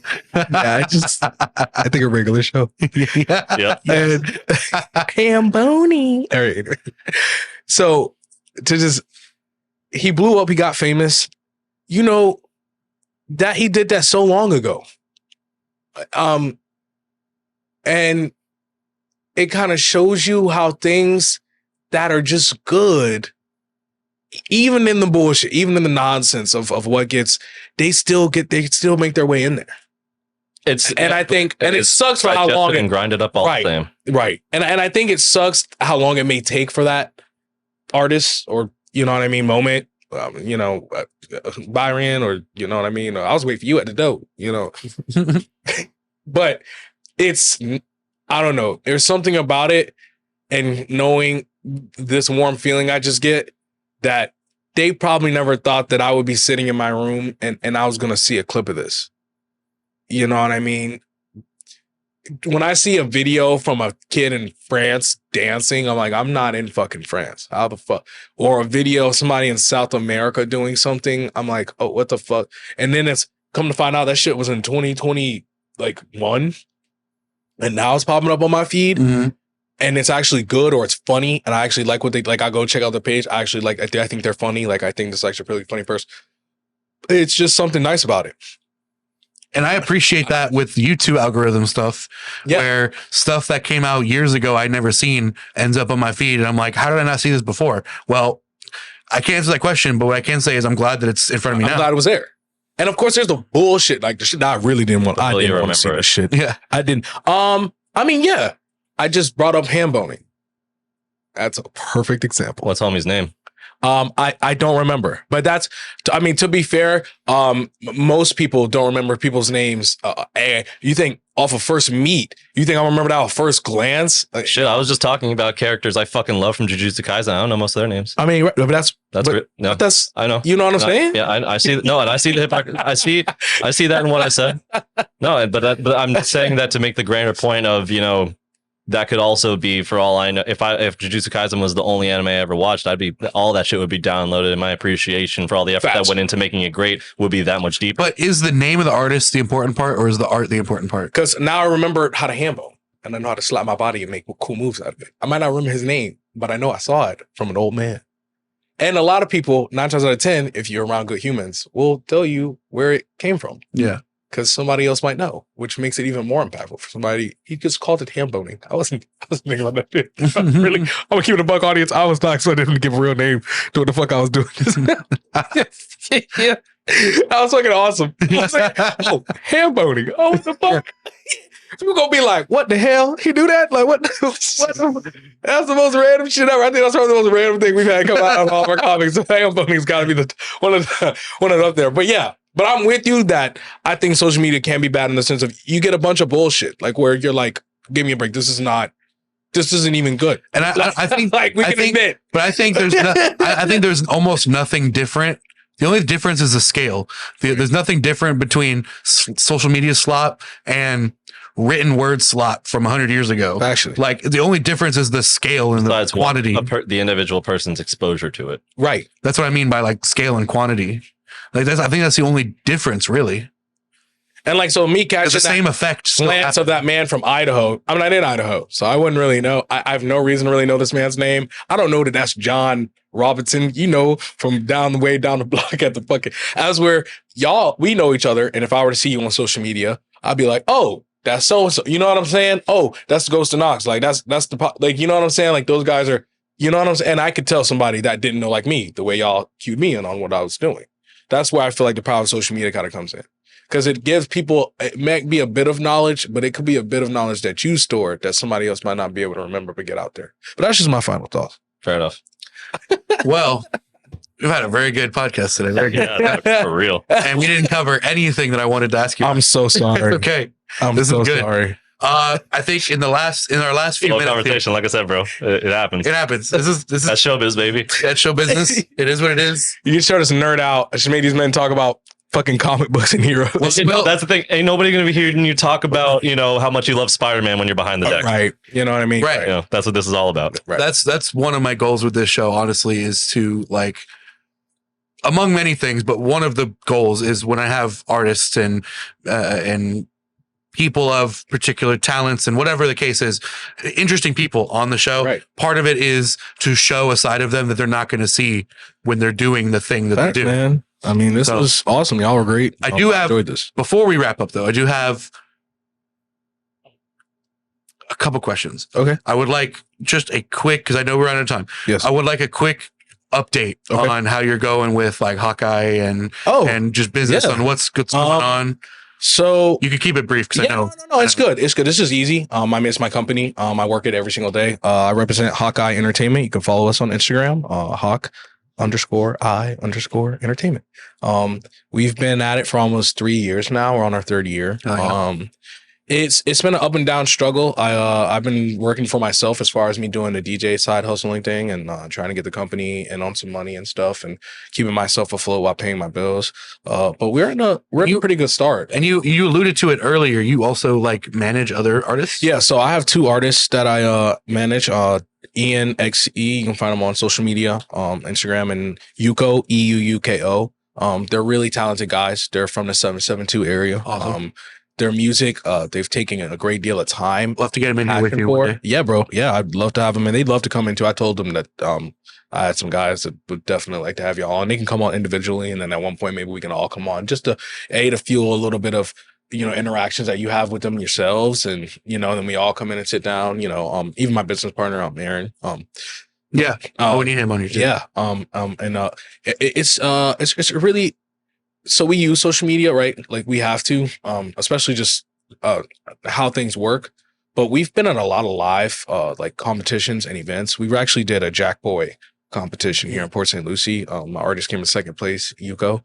It was pretty dope. You can find their I was really proud of them. It was their first major competition like this. It What's was to Jack Boy? I don't know if Jack Boy is an artist under Kodak Black's label. Okay. Or he used to be under Kodak Black's label. He's no longer, with them, but he's still a pretty big artist. He's got like 2 million followers. What is the competition? It was to just have one of the artists open up for him. Okay. But my one artist came in second, my other artist came in fifth. But it was really cool to see them get up there and compete with local artists from their area and to place. I think it was a great experience. We just released another music video for my one artist, ENXE. It's called You Don't Want to Know. It's a really cool music video. Check it out, people. Yeah, check it out. ENXE's You Don't Want to Know. Okay, stream it on all platforms. He created it. He wrote the script for the music video himself. Everything I do with my artist is independent ran. I want them to own their music. We made sure that he got it. He owns it. It's all him, his name. He owns it.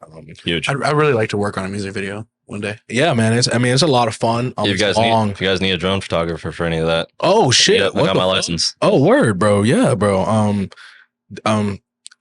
It's been a journey, guys. I can't lie.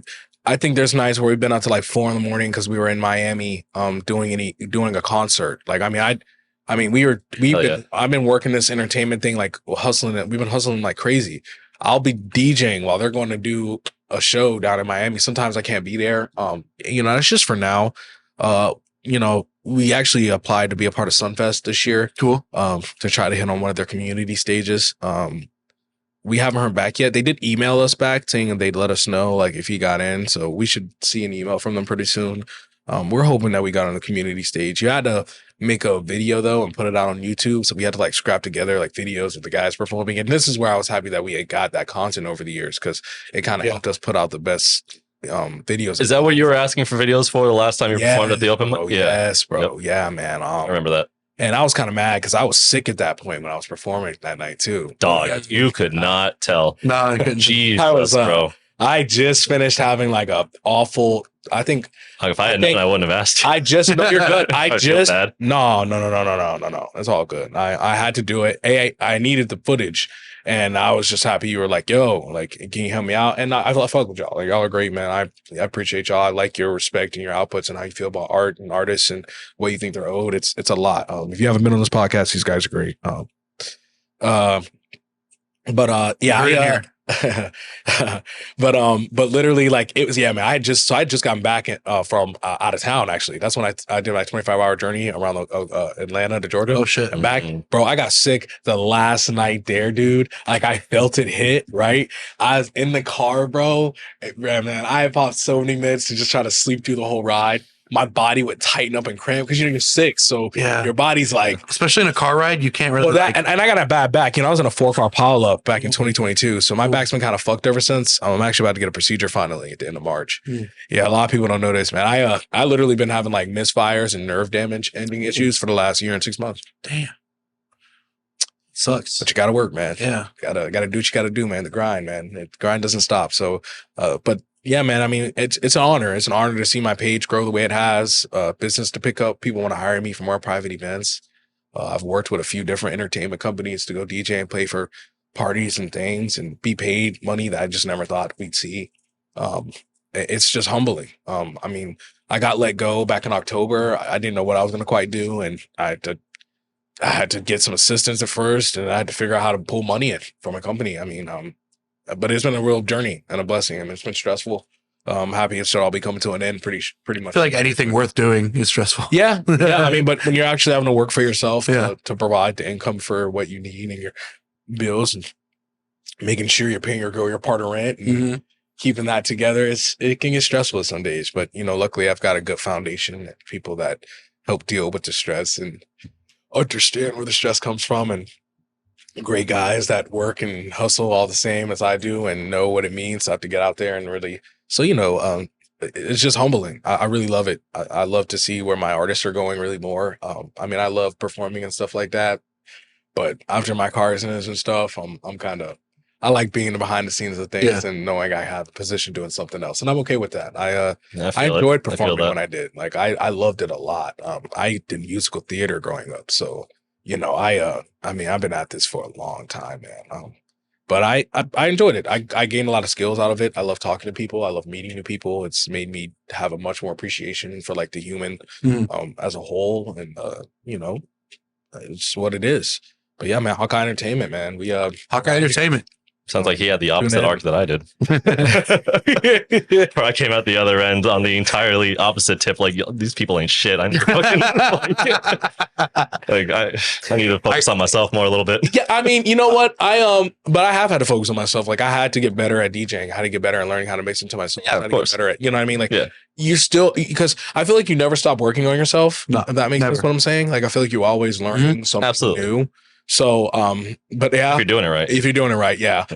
But yeah, I mean, like I was at first, you know, after the accident and after all the pain and trying to figure out how to tolerate it, it was hard, man. I mean, it's mentally, you know, I kind of every moment and opportunity that I have now, I try my best as a human to just not be a piece of shit. You know, but you know, I also like, you know, I don't fuck with you now. I'm honest about it, but I'm not like I'm gonna make a big noise about it. I'm just like, no, like I don't really chill with a buddy, but you know, hey, like, you know what I'm saying? Bygones be bygones, like live your life.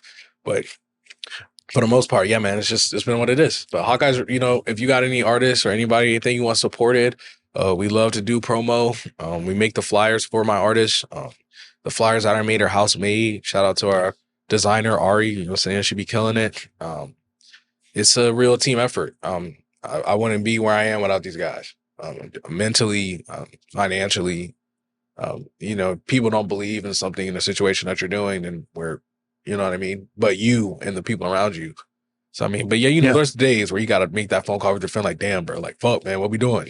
Like, are we working hard enough? And some days I think I'm not working hard enough, and then I meet somebody and they're like, nah, bro, like you could be working more, but you're working in a position where you're running your situation well and like right. And especially right now, my situation is hard. You know, my back pain is a motherfucker. I'm wearing a back brace right now, and this bitch. So, it's real, but you know, I've tried to not make that be an excuse and just get up and do my part when I can. So, but yeah, guys, I mean, it's a joy. One final thing. All right, A tradition. Be a tradition, because I don't think we covered this your first time on the show. all right, Because I don't think it became a thing yet. all right. Do you have any, and we ask this of pretty much every guest, Facts. do you have any ghost stories or paranormal experiences? All right, Or anything with all right. aliens or Here we go. anything like that? Anything, I've something you multiple- can't He's explain? got that shit loaded already. I have bro. multiple stories. Okay. I will give you one. Yeah. So, More for next time. right. Yeah. So one, supernatural stuff's like it's really well known in my family. My great grandmother, like, oh man, like, this lady had the juju. Like, they would make Christmas gifts and put them under the tree, and like she would name exactly like what it was, and they would be like, "How the fuck do you know what's in there?" Like she just knew. She just knew. But didn't matter what it was, who it was, she knew. And it passed down into my family members, and like my mother, me, like a few other my cousins, like, and we talk about it to this day in my family. Like it's real. So my best friend, he passed away. He was in a car accident. R.I.P. I love you, bro.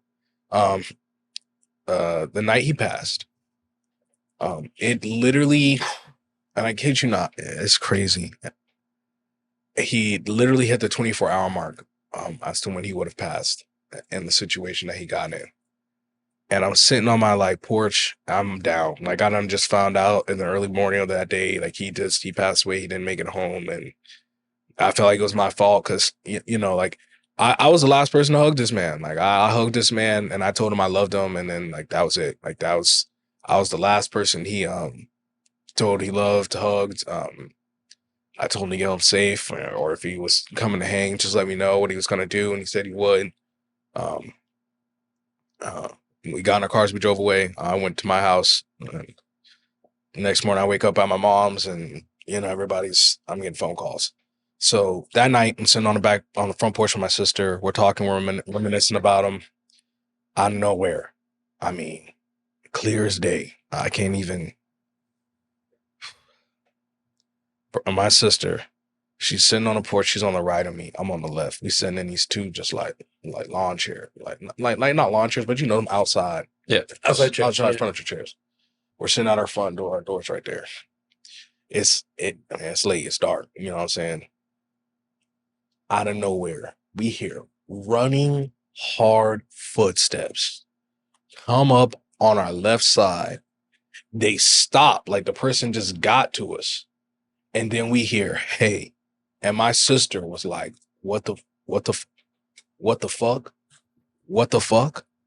fuck? And I'm like, and then all of a sudden, my shoulder on my left side got warm, and my sister's shoulder on her right side, on her left got warm. And literally, my sister immediately was like, dude, that sounded like him. And I was like, and mind you, like, when I say hard running,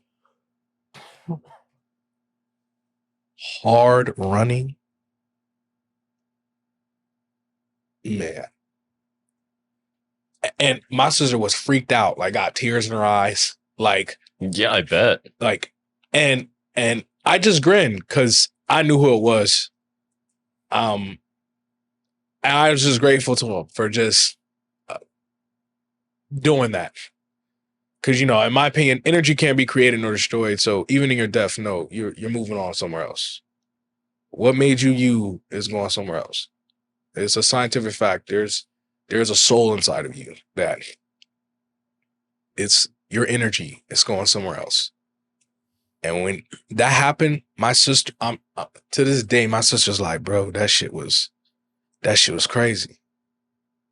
Cause I mean, she knew I was sad. I mean, she had ridden with me. She knew our relationship. She knew And- I took this man to the fair for the first time that year. And how long after he passed this happened? 24 hours, right Okay, after wow. like the time frame of when he got into the accident. Like, and I was like, oh shit.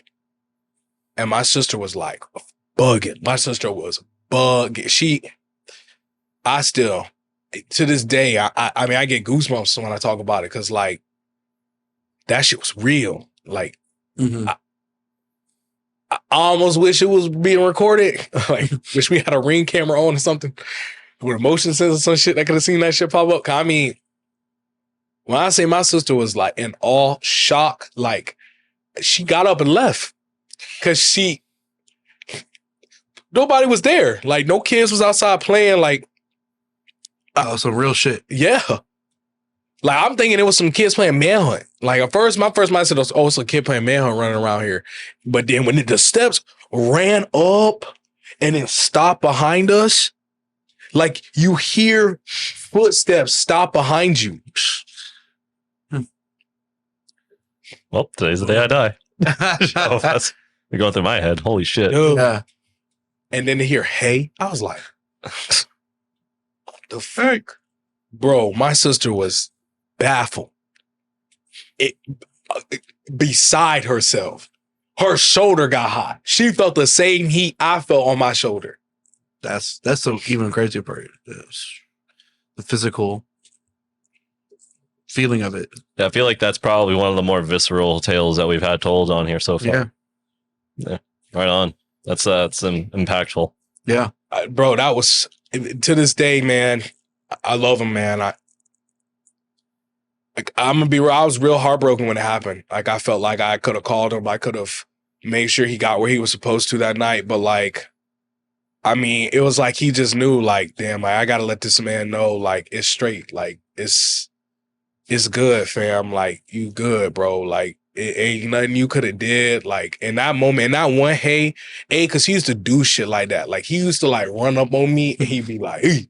I'd be like, what the fuck, bro? You ain't do that. No, he used to do that. Okay. No. That's even better. That's more My confirmation. sister like knew that he used to do shit like that. Like, cause he knew he could spook me. Like he knew I'm gonna get this motherfucker. Cause he used to fuck with me. Cause like it's fuck. Like I got into a car accident. So I've been in 2 car accidents in my life. And you know, this man, after my first car accident, like this dude helped me. Like he you know, he came to check on me. Like I lived in Port St. Lucie at the time. This man lived all the way out in Indian River. You know, this dude drove all the way out Port St. Lucie West, picked me up, man. This man would try to get me to a ride to my job if need be because he knew I was working towards something. And I was always happy, though, because I was able to pay it back forward to him. Like, he never, I was always able, I paid him back forward to the point this man took me out to dinner and sat down with me. He looked me in the face. He said, Carlin, I just want to thank you. I loaned you help and you paid it back to me in tenfold. And he said, and that means everything to me. And I'm telling you, man, he was it was sad, man. Like he was this is definitely one of my best friends for sure. That I lost a brother in that man that night. So Sounded like a real one. Sure. when he did that, I knew. My sister knew. For me, not even have to tell my sister who it was, she knew who it was. That's the even like bigger part is that somebody else was there to experience that with you. I had a witness. Yeah. I had a witness. It was my sister. That's the best witness to have. Yeah. Fuck. Your family? Your sister was there? She heard that shit? And she can confirm, yeah, man, that shit happened. Damn. Right on. Strong into a very strong episode of the podcast. But once again, At the 4-hour mark. 3 hours. 3 hour. 3 hours. Go Sox. I appreciate y'all so much. Y'all make sure y'all like, subscribe, comment, share it to your Please. friends. Ask people to come on. You can support us on Patreon. Hell yeah. Patreon.com/ghostintheox. You can submit us questions on the Linktree page, which is Linktree/ghostintheox. Everything is Ghost in the Ox. All social media, Ghost in the Ox. Twitter/X, Instagram, Threads. Threads is whatever. Also, for those that are going to be those people that like to fact check us, that's what's up. Just send me the clip you make or you fact check. Yeah. I just want to be in that algorithm. Likewise, but rather than pass it to me, shut up your ass. Yeah. Sonustempest.bandcamp.com. Buy my music, please. Motherfuckers. Send us your hate mail because that's just more interactive. That's what I want. Send me the hate mail. I don't give a shit. Put it in the comments. Talk shit about me. Make me famous. This is my friend's podcast. I'll say whatever the fuck I want. Joe Rogan. Spread as much misinformation as I damn well please. Joe Rogan, I want to be so famous. All right, I appreciate y'all. All right, Joe. Stellar. Yeah, man. That was a lot of fun, y'all. That's a repercussion. Southside player, I'm just here to keep it G. Keep the hating and the flaking, you can stay from around me. We some hot boys burning up to 400 degrees. I be running up the mileage trying to stack up all this cheese. Stack back before I let this 40 bust up out the frame. Leave a sucker on the pavement laying right beside his brain. Almighty push, get the fuck from around here cause I came to bring the pain. Big stepper in this game, move on your toes, now that's a shame. A bunch of serpents lurking, slither cursing at my name. See you suckers steady surfing on another nigga way. False idols and people that stuck in the nines, that shaking up all your beliefs. The serpent is the